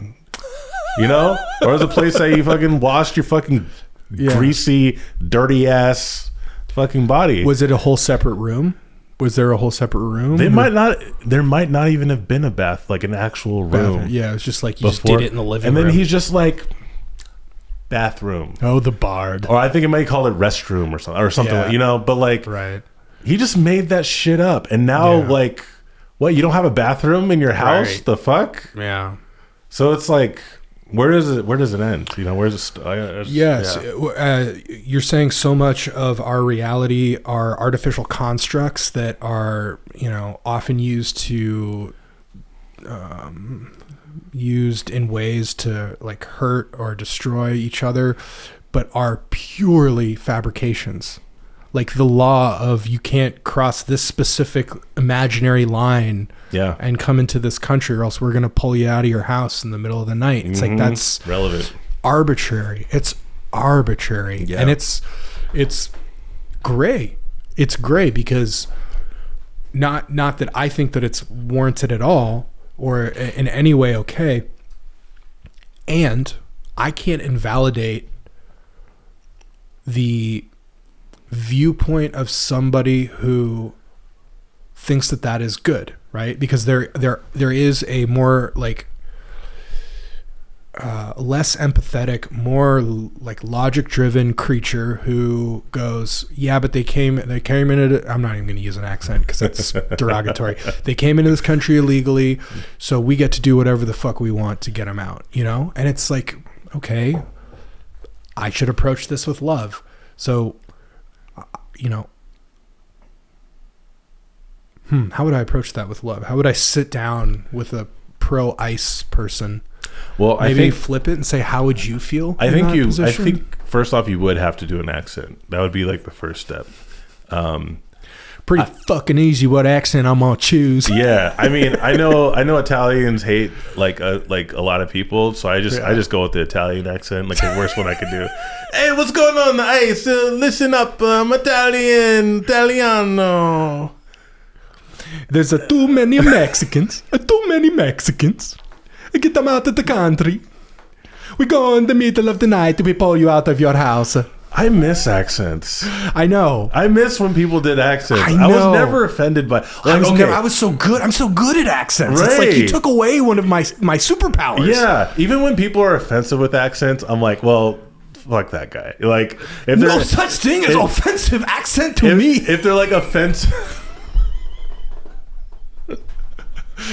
But how come it is not okay for me to be Chinese, but very okay for me to be Russian? Does not matter. I could fucking say I fuck potatoes and I drink vodka. Straight out of the bottle, only no water. Yeah, not man. racist. Yeah, man. See, you can do the Jamaican. I can't do the Jamaican. But me want to do the Jamaican anyway. Dude, that's what I'm saying. Like, I would not do it. I would go to you for a Jamaican accent for sure. You're like, I put my blackness onto this white man for a small amount of time just so he can do the Jamaican. No, I fucking miss accents. Should we talk about fucking like PC or comedy or something like that? Sure, yeah, political correctness. You know what I think about political correctness? What do you think about it? I actually don't think that there's a way that I can communicate with words and direct eye contact with the audience how much I hate political correctness. How much, to me, political correctness is absolute toxin. It's a lack of freedom. There's no love in it. It's all fear. I'm afraid that you're saying this joke and you actually believe it. Yeah. And so I'm going to control you from being able to say that joke. Yeah. The loving thing is I know you as a person, or I'd like to assume that you are a good person that wants to hug your family at the end of the night. And just because you make one, bad enchilada joke doesn't mean that you're... I tried my best with the enchilada joke. It's an enchilada. Me mama making the enchilada like a shit. She overcooked the pasta for the enchilada. What do you think about political? Yeah, no, I'm I wouldn't say go as far as to say it's a toxin. Yeah. I do think it's way overblown. Yeah, like it is. Maybe toxin is the right word for it. I'm kind of doubling back now. Well, I think I'm listening. I'm hearing what you have to say. Yeah. There's truth there. There's a truth there. There's a balance that I'm missing. Here's the thing. I've heard some people tell jokes who are like, "Oh, I don't want to get political correctness, but like I fucking hate all black people." That's not being political. That's just racist. That's a real crude example, right? Yeah. Where it's like another example is like, oh, dude, I have an idea for a skit. Let's all get some fucking towels on our head and go, and then blow ourselves up. And I'm like, okay, that's kind of funny, but can we maybe let's figure out? It's like, can we maybe get some actors who look like that, or can we it's like no, let's put some brown shit on our face and then fucking. And I'm like, it's weird. Like, yeah, shit. No, you're right. That's a good point. I think there's a balance to it. Like, I think like political correctness is a fucking horrible way to say it. But I do think that comedy does kind of change a little bit, or it's like a weird amalgamation of consciousness, weird organic thing where I think like some comedy is always going to be timeless and funny and like haha, Yeah. But like when it comes to stuff like what people generally will think is funny, I think it does change. Like being like, gay dude, fucking, the evolution of comedy. Evolution of comedy, evolution of like, you suck a dick, so you fucking I just also think that's taste changing. People, like the audience's taste, shitting on gays used to be so fucking cool. It was when I was in high school, that was like the thing to do. Yeah. Was to shit on, call each other and call each other gay, and like we used to shoot gay cannons at each other. We'd be like gay in the lunchroom. gay. Right. So I got a funny story for you. I was on a bus at Evergreen State College, right? And I was with my friend, and I was like, we grew up with each other, and we would just say things like, "Oh, that's gay," it's gay. That's gay, right? And then someone turned around right in front of me and said, "Hey, can you not say that? That's really offensive." See, so. Okay, sorry. And like this is the line for me, and that was the first time I was like, I think I'm getting it. Wait, like that's not funny? Like what? You have a problem with that? Was it a gay person? I don't know. I didn't try to find out, but so that to me is the line. So I hate political correctness, but I also hate racism. So if I drop the N-bomb and you're like, yo, Leo, what the fuck? Yeah. That's racism. That's not a political correctness issue. Mm-hmm. But if I drop the N-bomb and some other white dude's like, hey, you can't say that, I'll be like, shut up, cracker. That's the difference to me. I got you. Yes. So it's like yeah. Well, I mean, it's like I don't want to hurt people's feelings, especially marginalized people's feelings. Yeah. And if you're a white person, you're telling me not to do something because of maybe like a Native American. It's just like, what the fuck? Like, oh yeah, okay, you're so high and mighty. It's like, where are the people who are being offended right now? You're not actually offended. You're offended for those people who, more often than not, the people like the jokes because they understand that when you joke about something, just like Dave Chappelle's whole thing on his trans jokes, you're bringing them into the cultural community. You're inviting. It's like, I want there to be more UFO humor. Yeah. You know what I mean? On stage. Because it invites it into the zeitgeist. Totally. And it creates a conversation. I think in this case with like just shouting, like just saying things are gay, I'm really grateful for it because like I probably would still be saying it, to be honest. Yeah. And I just like... It's coming back. There are a lot of people saying it again. Certain parts of the country, for sure. I just like, you know, it didn't click with me that anyone would be offended by it. But I get it because it's like... Yeah, just don't. Well, CJ, that's just so gay. It's just. I was just waiting to use it again. I mean, okay, the day I'm like, I see a gay guy being like, "Oh my god, that's so fucking gay." Okay, like, maybe I'll start. Yeah. Well, so I mean, I was friends. We've kind of lost touch, but I've had a very good gay friend over the years. Some of the shit that I heard him and his gay friends say to each other, I was like, oh my God, you're dropping the F word. Like, I already said it, but you're dropping, F bombs on each other like crazy. Yeah. Like and it was very much like, the way black people call each other the N word. Yeah. I gotcha. Where it's like an empowering thing for them and stuff. And, I think there's, it's like, do you think, here's a good question about it. Do you think the reason why I see it as a toxin is that it infects our ability to be able to say stuff and like have varying levels of like reality? Like it's like, I can make a joke. I'm saying something bad, but I'm saying it as a punch down for the person who would actually think this. Right. And so and in doing that, you're not restricting each other, but you're reinforcing bad behavior as bad by comedically portraying it. I like that. I like that kind of comedy, and I do it in conversation where I'll say the worst possible thing I can think of, just because I want to get the rise out of you. And 9 times out of 10, it gets a laugh, right? And it's like, people know that I don't mean this thing, and I guess if somebody overheard it and they don't know me, they're like, "Fuck that dude," and I guess that's just a sacrifice I'm willing to make. But I guess the question is, shit, I lost I had a question. Well, like for me, for example, like with the N word, it's like it's not a typical situation because I'm like I'm half, right? It wasn't really, but on top of that, like it wasn't really. I don't think anyone's gonna be splitting hairs. Sure, if you drop the N-bomb, I don't think anybody would be like, "What the fuck, white boy."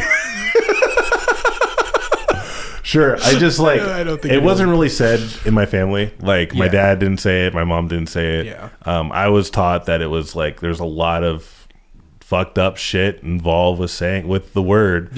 So it's not part of my lexicon. I gotta be real mad if I'm dropping the N-bomb. When you're saying earlier that it's like an empowerment thing, I think people just be saying it though. Some people I think it's just part of, it's this weird thing with language where some people just say it, but then like, well, it's, the joke, it's like, that's our word, right? And it's like, it's an ownership thing. It's like taking the power back where it's like, only we can say it now. Sure. You can't even say the thing that you used to condescend us with. Sure. and degrade us with. Now only we can say it. I look and we at say it it to each other as a sign of love. Sure. And I'm like, I respect that. I'm never like shitting on some. So that's the thing. Like, I'm not really. If a white dude drops the N-bomb, I'm gonna give him a weird look. Yeah. And be like, okay, Like, what the fuck, dude? if someone's using it like hard R, being super fucking racist with it, I'm probably gonna go attack that guy. Yeah, or you like, should. Or like, you know, Because words are violence. Yeah, man. yeah. Words are violence. like especially if he's like saying it to my face, essentially. But Oh, like, for sure. but like I'm with you. Like I fucking hate racism. Like, Yeah. that's why I kind of it's one of those things I take real serious. And if someone like accidentally says the N-word, or it can happen, right? Yeah. You know, and or like someone says it like, oh shit, I don't really take offense to it. I'm just like, you know, but you know, if it's used with the intention, I get upset. Yeah. If that makes For sense. sure. Yeah. Yeah. That makes a lot of sense. I feel like I'm not arguing my point well. Why political correctness is okay or not okay, or Not why okay. I don't like it. Yeah. Yeah. I feel like it's it's to protect, you know, I think it's a spectrum. I think it's just on the far end of the spectrum where it's like, what do we all really want? We all want to get along. We all want to, all people who are mentally healthy want connection. They want to love each other. They want to go home at the end of the day, give their family a hug, have dinner, have sex. You know, they want connection. The one end of the extreme is, I don't respect you enough to the point where I'm going to say anything that might offend you. That's a lack of political correctness. The other end of that spectrum would be, I don't even want to be around you because you say things that are so offensive. And so on either end of those spectrums, you're not around people. You're not getting the thing that you really want, which is to hug. You know, Okay. and be gay and marry and whatever. It's like two ends of the spectrum that like are like Extremes. fuck people, essentially. Yeah. Yeah. Okay. Yeah, and they're also both a control thing. You can't control what I say. I'm going to be politically incorrect, or I am going to control what you say, and you can't fucking say that fucking thing, or else I'm going to banish you from the tribe. Yeah. You know? I don't know. Another thing that I struggle with a lot these days is, and I used to do this, and I honestly, in an honest self-assessment, I think I've actually gotten away from it. But I don't, people just, in my opinion, human nature is that we want to be able to, there's always hierarchy. If I can find something you're doing wrong, then that means I'm closer to being right. Right? It's like we want to have ownership over other people. We want to have power over other people. Cicero said, a slave does not seek his own freedom, but a slave of his own one day. Right? It's a famous old quote from Cicero. And like, look at my lineage, the Jews. We were, you know, historically oppressed, and then we fucking own the media. Now I'm podcasting. So, Nice. Where's the money at, Leo? Come where's the on. money? Yeah, that part I would love the money. If there's some Jew gold out there, that's Jew gold. hurry it up. But it's like, oh no, shoot, I'm losing my train of thought. You were saying, help me. yeah. No, Help me, shit. What CJ. were you saying? I'm losing it. So I was talking about, this is fun.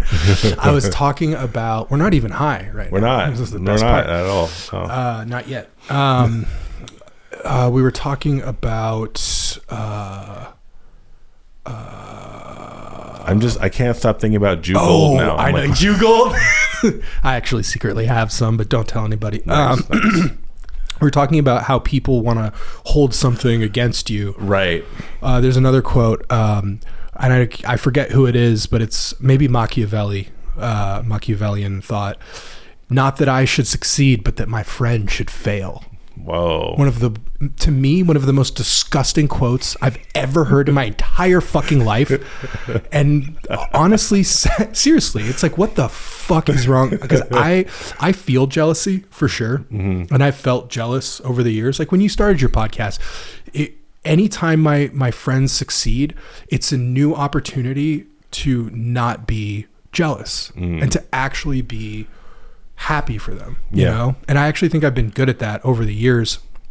And I think something that I don't see in other people is that when I'm, doing something, it's often not met with like, holy shit, that's so cool. That oftentimes it's met with like, oh, okay, well, we'll see how, especially creative friends that are, obviously not you. I don't feel that way with you, but there are definitely some people in my life who, I tell them I'm doing something new and they're like, okay, well, and it's like, what the fuck? Fuck 'em.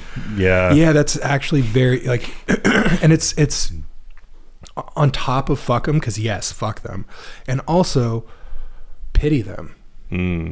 Because like, what a pathetic fucking piece of shit thing to think and feel. Yeah. It's like, don't you care about your friends? Don't you want them to succeed? And like, most of my friends I want to succeed. You're right. I think like, I'm just, you're saying my current friends I want to succeed. Sorry to interrupt. Like yeah. you're saying things that I've felt about kind of everything. Yeah. Like, cause I've told friends about stuff I'm doing that I'm really excited for. And it's like met with like, yeah. Right. And I'm like, okay, like, I don't know. Like, I do think not everyone can see the vision, right? Yeah. First off. Yeah, for sure. Like when you have it, like, I love that you're doing this podcast because it's like you have a vision for it and you're seeing it through. Well, I mean, I'm developing the vision. You're developing as it's going. Exactly. Yeah. But I started with a different vision than where I'm at now. But like you had like, for example, like the intro with like this capturing the stars. You fucking had that vision. Yeah. And you made it literally, happen. I saw it. Yeah. Before I ever filmed it, I could see it. And that's fucking beautiful, dude. Thank you, man. Thank you. I don't think people have the vision. And second, I don't think people really are good at reciprocating genuine human. Yes. That thing that you just complimented, the intro to this, there was one person in particular that was like, what is it? What's it supposed to be? Yeah. And I was like, that is a very lame way to try to shit on this. It's like, it is what you see. Yeah. What do you think it is, buddy? It's like, what a chicken shit piece of feedback. What's it supposed to be? I think, I'm with you, man. It is what it is. It's a star trail time lapse. How can you not? Well, you want me to explain it to you? You don't want me to explain it to you. You want me to doubt myself. Right. Not that I should succeed, but that my friend should fail. Right. Well, and this person is self-described Machiavellian. I think that's definitely, there's unfortunately people who feel and act out that thing. I think there's also just a total lack of like empathy and like willingness to understand from, I don't want to say most people, but. Is it a willingness or is it a lack of tools? Like they don't know how to understand maybe, right? Because I try not to look at it as like pure deficiency, but no, it is pure you're right. Yep, you're totally right. So I'll give you an example. Like it is a deficiency. Like, you reach out to me a week from now and you're like, CJ, I am really into forks. Like I made a fork out of tinfoil. I have 500 forks made out of tinfoil, different sizes, and I'm gonna make a fork empire. I'm not into forks, but I'm like, dude, I'm happy for you that you've really found something that's like, hell yeah, dude. I can't wait to see that fork fortress when you're done. Exactly. Like, and it's like, I think I get sad when it comes to people like friends or like family or whoever who like aren't willing to at least like try or like see kind of the interest that they have in it, because like if someone comes to me with something that they're interested in, like I'm at some level I'm going to like at least be like interesting, like tell me more, or like right. And I don't know like how frequent this is, but I'm with you in terms of like wanting to like reciprocate interest and like just and being like, And then you did a thing, yeah. like that's fucking awesome, Right. tell me more. And then you feel understandably hurt that this person, that this hypothetical person or real person doesn't reciprocate. Yeah, well, maybe forks sucks. Maybe I should have done spoons. Right. Maybe I suck. That's the spiral of this shit that I would get into. Exactly. Because like I'd be really excited about a thing, and then I don't get reciprocated or really shown any interest or even a freaking any comment really on something. Yeah. Yeah, I that's happened a fucking fuck ton for me because I've been so excited for shit, and then it just literally gets watered down by like, that looks stupid, or like, oh well, why are you doing that? And then I just like lose the steam of it, and I'm like, okay, if this sucks. Yeah, I don't have a good recipe to change the fact that it sucks, but I do have an offer. I have an offer because this is what I've started to do for myself. And this comes from my mom. That part of you that you're able to give to others so freely and beautifully and lovingly, where you're like, hey, I'm so happy that you're doing X, Y, or Z that makes you happy. Flip that in on yourself. You be the source of your own validation, like you be the vision, right? And if what you just said to me of like, well, they just don't see the vision, that's what you say to them. And you own that confidence, because you deserve it. You've given it to other people. It is literally who you are. You deserve that back. I deserved that back. Right. And I think you're right. It's just like I'm thinking of myself, like, and I definitely have difficulty doing that. Especially when it gets hard and I'm like, I've reached like kind of a plateau. It's hard to keep the fire going if I'm like, okay, you know what I mean? Well, let's dig into that, because that seems to be the thing that, so if that's okay, I'd love to, yeah, with your consent. Why do you think a roadblock gives you the out? Because you're taking an out when times get hard. So there's a roadblock and you're like, I don't want to keep driving. I think we were talking earlier about me being like shadow work, right? And like kind of like the coward, seeing the coward in me. Yeah. And I think like it's a little bit of that. It is. That is a bitch move. Dude. Yeah. Sorry, dude. It's a joke. No, It's a joke. I agree with it's you. a total. That was a callback joke to toxic masculinity. Bitch move, bro. You're just being so gay. Why don't you finish your script? Yeah, just try not fucking giving up, little bitch. Have you ever thought about not being a pussy? Have you ever thought about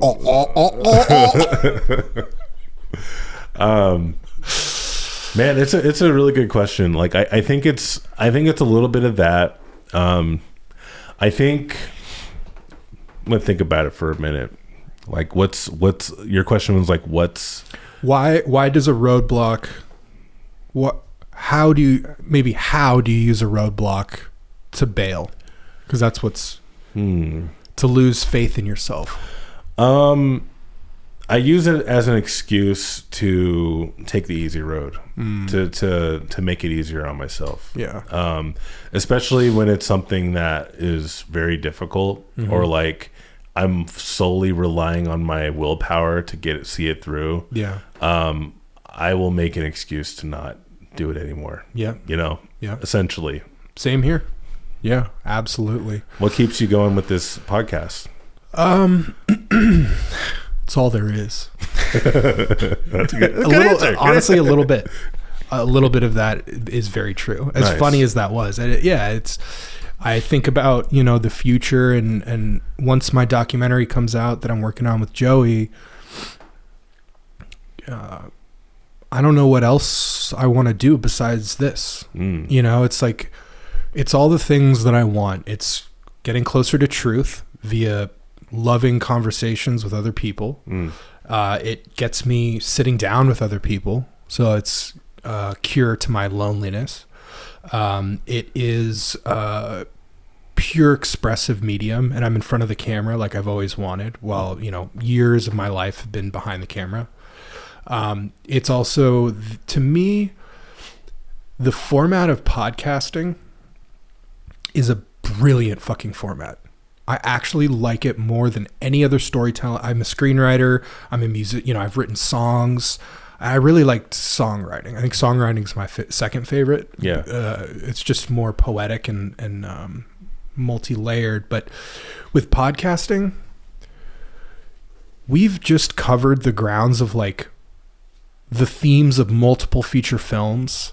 And like, I feel like I've expressed so much in this, however long it's been. I don't even want to check the time right now, but in however long this has been, I feel like I've gotten so much off my chest. In our last podcast, we were talking about politics and lizard politician. I got it off my chest, you know?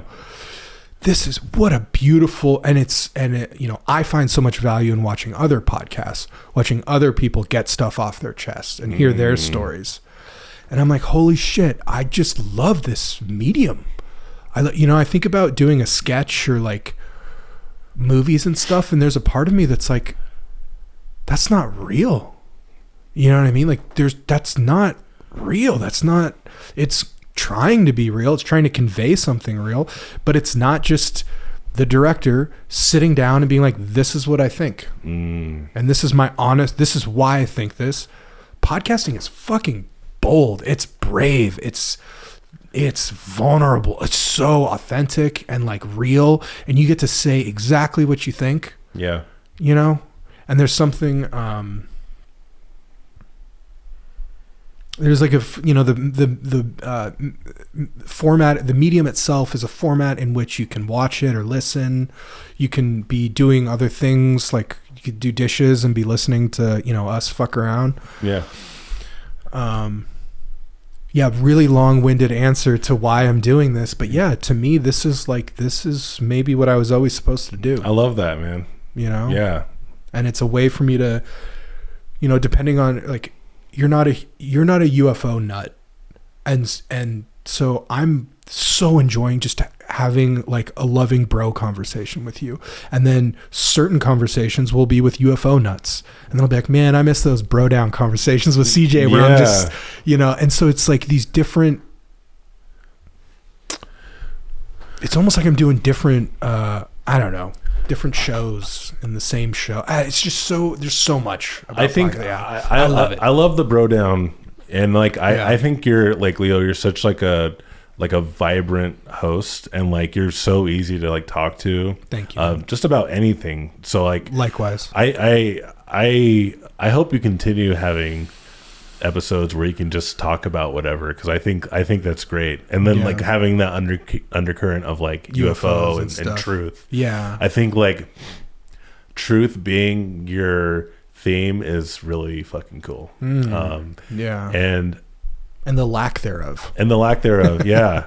So I'm actually excited to see where you go with this. Wonderful. Even if you take a hiatus or something, like I think this is always gonna, this. I see this as something you'll come back to. Absolutely. Yeah. The only hiatus if there are gaps right now in episodes, it's purely because I'm getting this off the ground, and there are gaps in between when I can schedule people. Yeah. And I didn't even have this gear until this episode. It took me 8 episodes to even have like a perfectly matching 2 camera setup, dude, 2 mics. Fucking kudos to you doing all this solo, man. Like that's fucking hard work. That's another reason why this takes so long. Is I produce it, I edit it, I do all of it. Yeah, and man. It's there is a like an independence to it that I love. I really love like being able to be the driver of the thing, and then also can get very lonely. Again, this is my own loneliness by design. Like, oh, it's my podcast, and then I'm like, where'd everybody go? Right. But yeah, I'm looking forward to the future of this. I'm enjoying right now, but me too. But I see the future, and I think it's gonna get even fucking. I think a conversation you might have to have at some point is, this is my fucking podcast.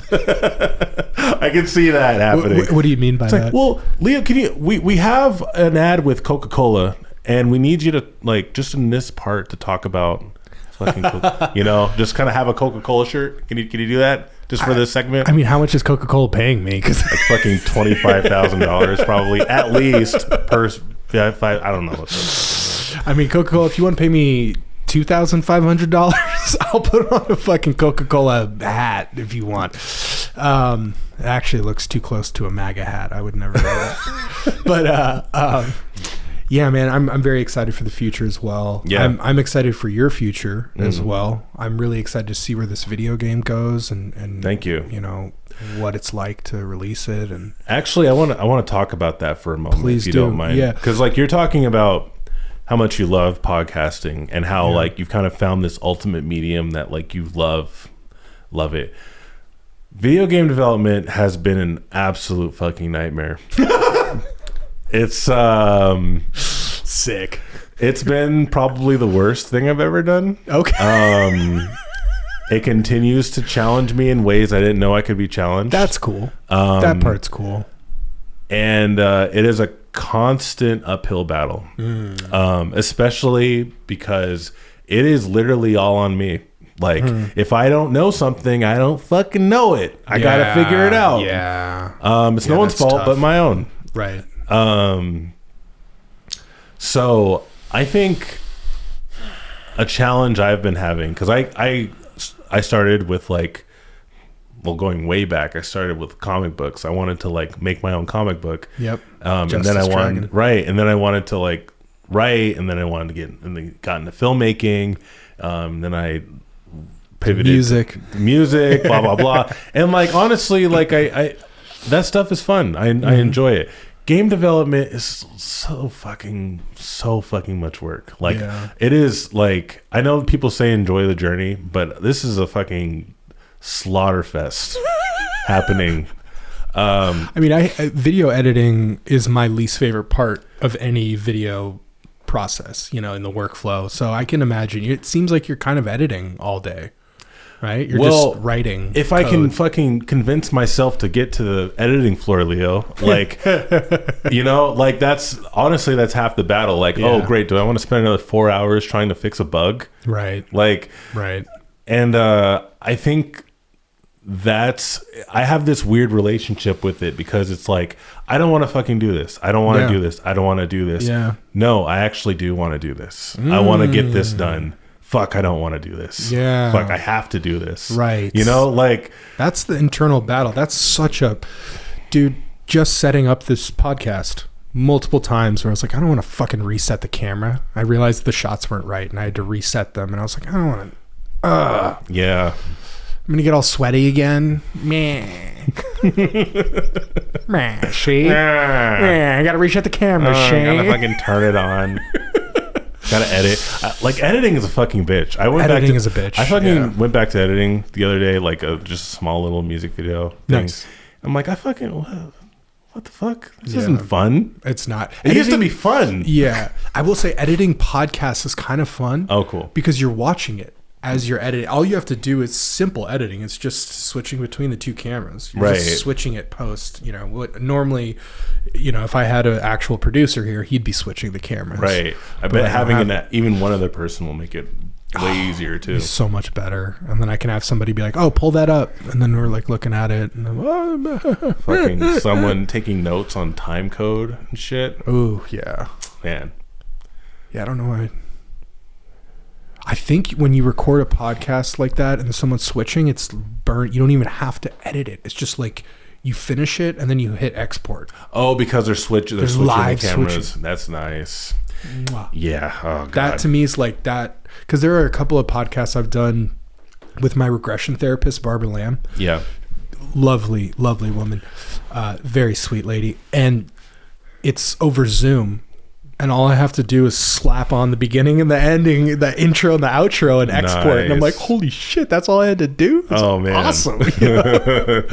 So yeah, one day it'll be really nice to have someone else doing it. Yeah. But yeah, it's like, how do you fall in love with that process? Like, I don't know, CJ, maybe, I mean, I'm just going to be super direct. Maybe you don't actually like video game development.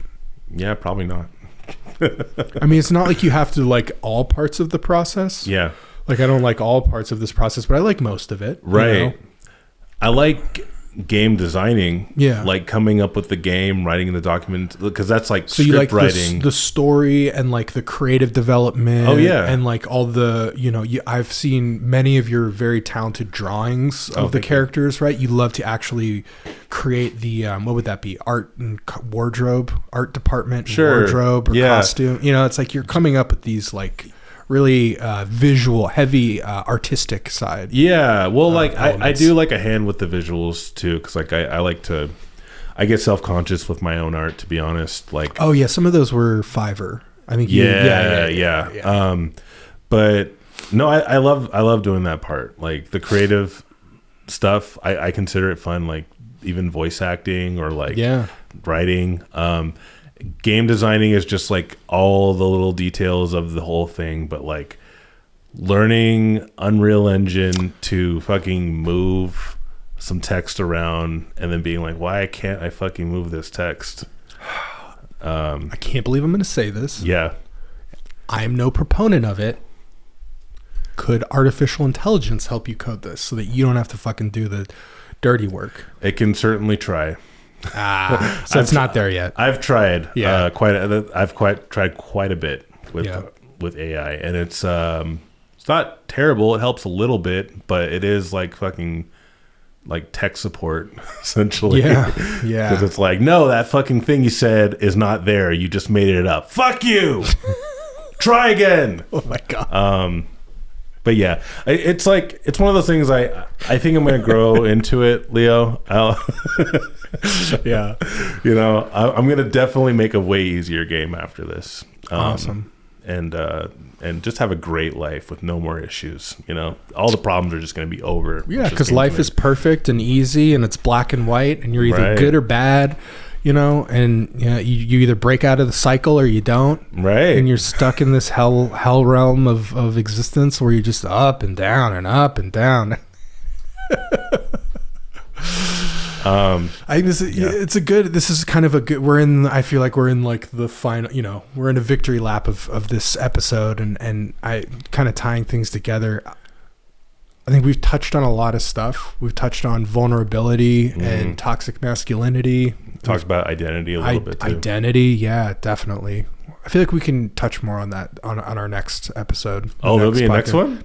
Dog. When are you not going to be on this podcast? Hell yeah, dude. You will have to tell me no. You will have to say, fuck no, dude. I'm going to come up with the craziest outfit next time. I'm just going to be just weird. Dude, I love that. You know what I love about that?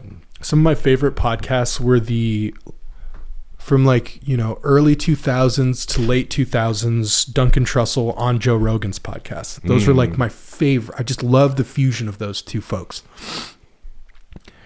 One of the things that they would do was always wear silly outfits. Like one time during COVID, Duncan wore a ghillie suit, like a full ghillie suit, like a hunting, with the mask and everything. Wow. So yeah, I love that idea. Okay. All right. Next episode. I might just be costumes. Show up as a fish. We'll see. Yeah, and maybe there's characters associated with that we'll slip in and out of. I'll just be in character. The whole time.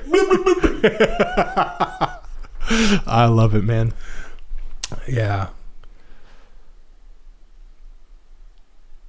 I just don't want. I'm realizing, I don't want it to be over. It's like, what's the other thing I can think of? But it needs to come to an end. I feel like we're hitting a natural end. Well, I think I will still make a video about this, but I do want to kind of talk about like Definitely Not Good a little bit, because it came to it. So okay. So I did with Nuckety, I did 100 episodes of Definitely Not Good, and explain what Definitely Not Good is. Definitely Not Good is like a comedy improv podcast. Your comedy improv podcast. Yeah, it was. And it was graciously edited and co-hosted with Nuckety.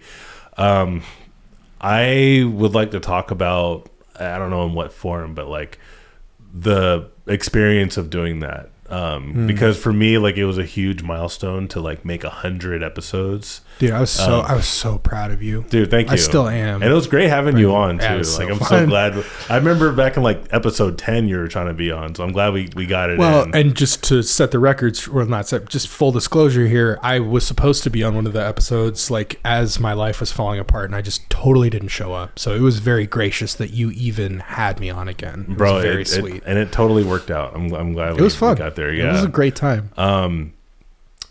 Yeah, so it's tough because I think last time I was on, we were near 100. Mm-hmm. I kind of had the intention of us continuing doing episodes, and post that, it kind of turned into me ending the show. Nuckety wanted to keep it going. I kind of reached a point where I'm like, I don't want to do it anymore. Yeah. And that's made it really difficult, I think, for us, because like I wanted to do something else, something new. He wanted to keep it going, and it was like no reason to stop. And that's kind of where we diverged, essentially. It's kind of tough to talk about because it's pretty raw. Yeah. Me and him like got together the other day, and it just wasn't there anymore. Yeah. And like you guys just got together to hang, not to to work. Like I got him trying to get him to work on this game with me, and it just like wasn't quite there anymore. Yeah. Like in terms of that, I mean like our friendship and just us being like a team working on something. I'm sorry to hear that. That sucks. Yeah, that's a real bummer. Yeah, thank you. Yeah. But that aside, I'm really grateful for the experience, and I think the thing I wanted to talk about, I might just make like a separate video for it, just to like get it all out. But essentially, like just doing 100 of something is not enough. Essentially, like I really had in my head that like once I did these 100 episodes, then everything will just make sense. I'll have sponsors. I'll feel good about myself. I'll have like I'll just have mastered storytelling. Like I'll be a better actor. I'll be a better storyteller. Yeah. And just like I do think I've gotten a little bit better. You definitely have, though. Thank you. Honestly, man, I was gonna say, well, you have. I see it. Like when I went to go do the show and you started off, I was like, there was a couple of seconds where I was just in awe of you. Oh, I was just, and I was so nervous, and I'd never been on a podcast, and like, it was so impressive to see you just take it away, and it was actually a side of you that I hadn't seen yet. This very confident CJ, and I loved it. And I was just like, there were a couple of seconds where I was like, yes, King. Oh my God. Like, wow. Whoa. Oh my God. OMG. Well, and I was like, oh, I got to be on the show. No, dude, you're great. And thank you for showing up to the show. Like physically and mentally just showing up. Like that's, of course. I guess like that's what you saw.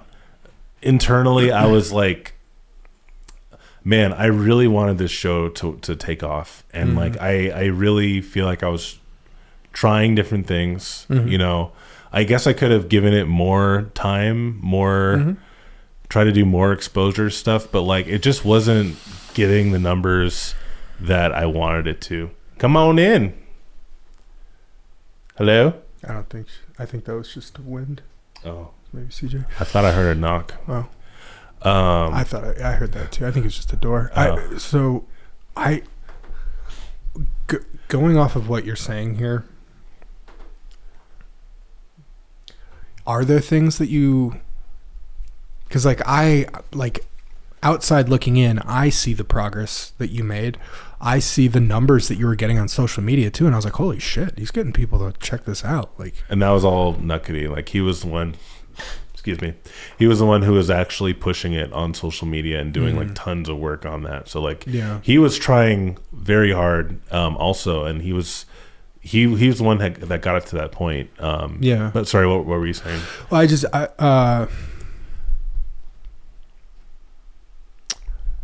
two things: the journey versus the destination, and looking at it just from a silver linings perspective of what are the positive things that I took away from it. So maybe let's start with the silver linings. What were some of the positives that you did actually, Good question. Yeah. I feel like I've gotten a lot more confident, like playing characters, or just like, I would go so far as to say I see you more confident in yourself, in your own body, just as CJ. Thank you. I see you as more confident. I think I could say that, or I could see that. That's my experience. That's just my experience of you. It's not. I'm not enforcing but like, I think you're right. I think I did get more confidence from it. I wasn't feeling confident about, I guess, the success of the show.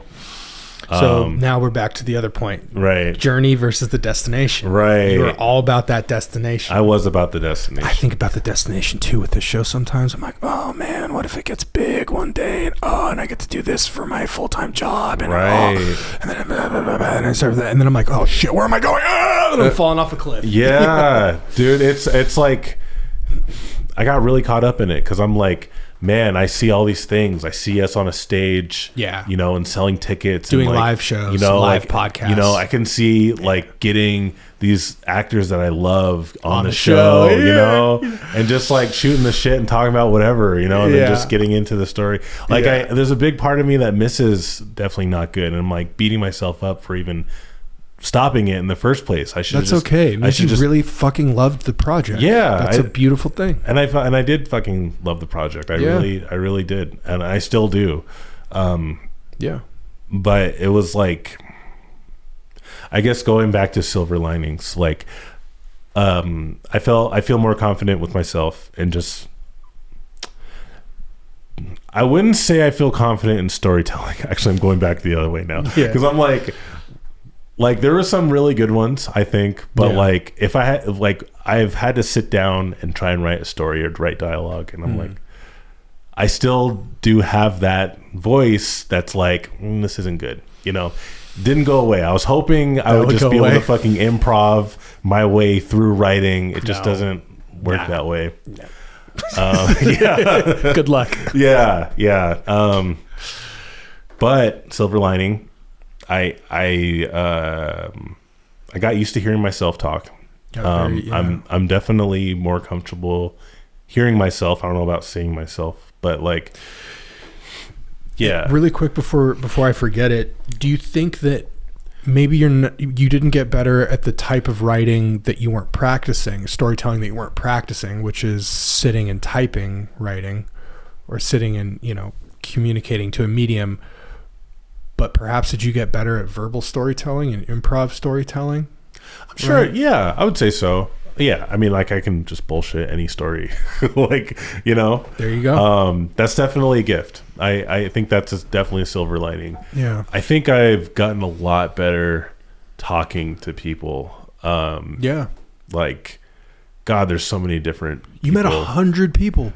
I guess some of them you didn't have guests, but right. So you met almost 100 people. Yeah, yeah. We did quite a lot of talking, quite a lot of trying to make people play characters and like play along with us. Right. It was a great time.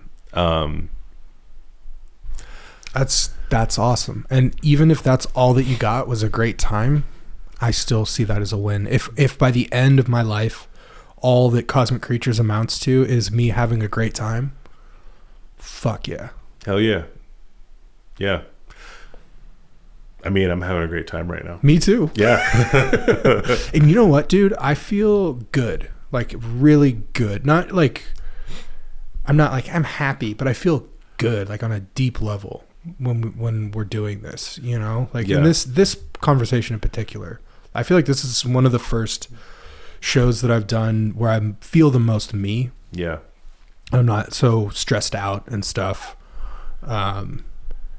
And it feels really fucking good, like to just do this. Yeah. And I guess I'm gonna stop being masturbatory here, but it is. That feels so good, bro. Yes, fucking Mike.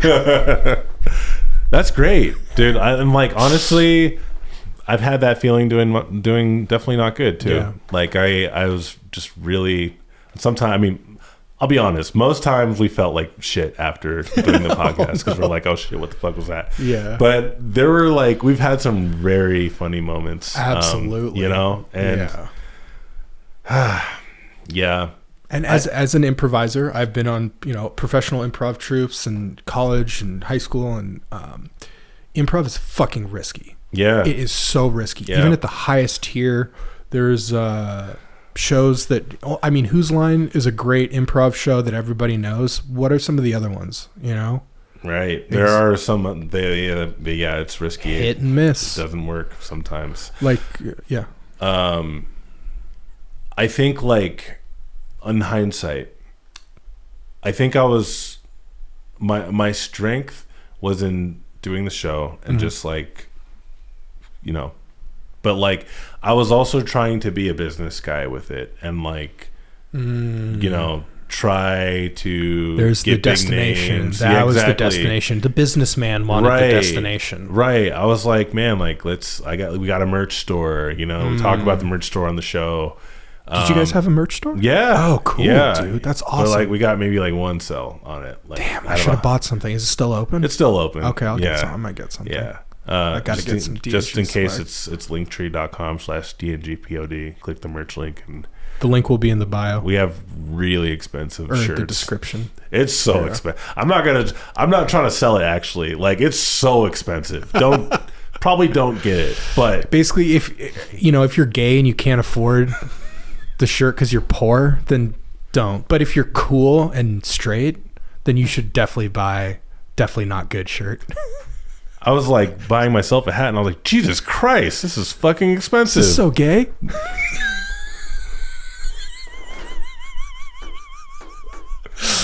I am still gonna be edgy. This is where I get to be a little edgy. You can be yourself, man. Yeah, and that's part of what I love about podcasting too. Where it's like, you know what, if you listen this long and you cut out because of that, I gotcha. Unsubscribe. Yeah, please don't unsubscribe.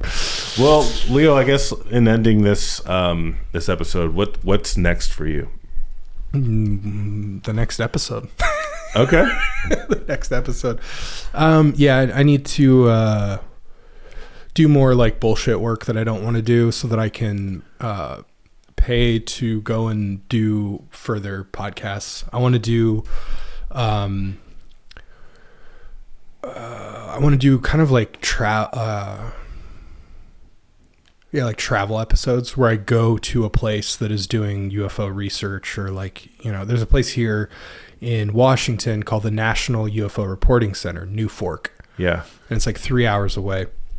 I'm going to try to get, not only an interview with the person who runs it, but also do like a little mini documentary. So it's like I go there, we do an in-person podcast on site. And then after, pop cameras off, and maybe I'm walking around and filming him while he's talking or whatever. Maybe you've offered, wanting to go and do. Hell yeah, man. That would be a great thing. You got some Pelican cases for me to carry? Yeah. Fucking set up lights. I'm with you. There you go. Yeah. Well, that sounds great, dude. Yeah. So that's what's next. It's just continuing to scale up this show and, keep having great guests like you on and, get myself out of this fucking house. Yeah, bro. Dude. This beautiful house that I'm very, very grateful and lucky to have access to. Oh, yeah. Yeah. Fucking thank you, house. Thank you, house. What's next for you, man? It's not fucking killing myself, probably. I hope you don't. And give me a call anytime. Remember earlier in the show when you were like, I think I can get more unhappy. Yeah. You're like, this isn't the most unhappy. I was like, oh, I know that I've gotten the most unhappy. I was knocking on heaven's door. Damn. Hey.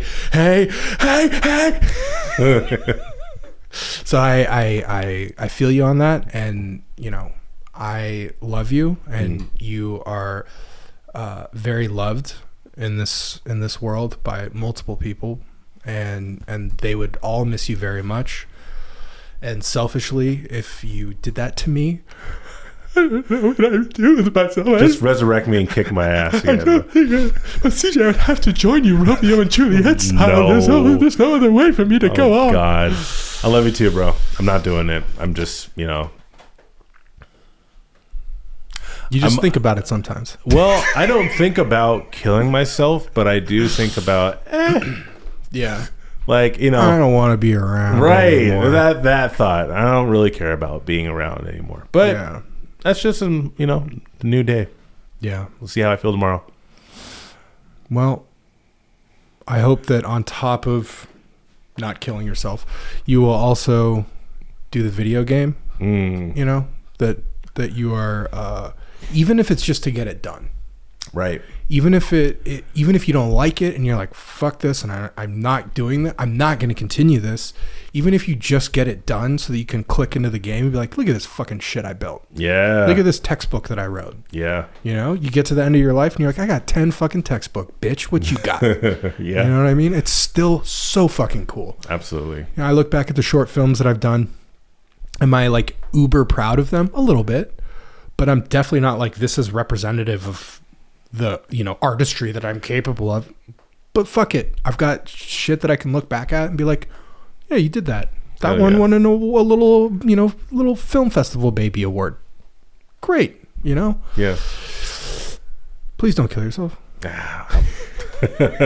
Someone else will do it for me. If not me, it'll be McDonald's. The ICE agents, how are they gonna get you? You're not. It's wrong color skin, dude. Not dark enough. Not dark enough. Dude, I will fuck Ice up. Come at me. I will fuck you up. I will fuck if you you take up me 2 down, times. I'm fucking taking you with me. I'm going to take 10 of you with me. Yeah. I'm going to fucking burn this whole house to the ground. Thank you, Leo. Cheers. Thank you, CJ. Cheers, brother. All right, I'm done. And I'm done too. Oh, yeah. Oh, can I touch? Nope. Oh, wait, yeah. Oh, that's so hot.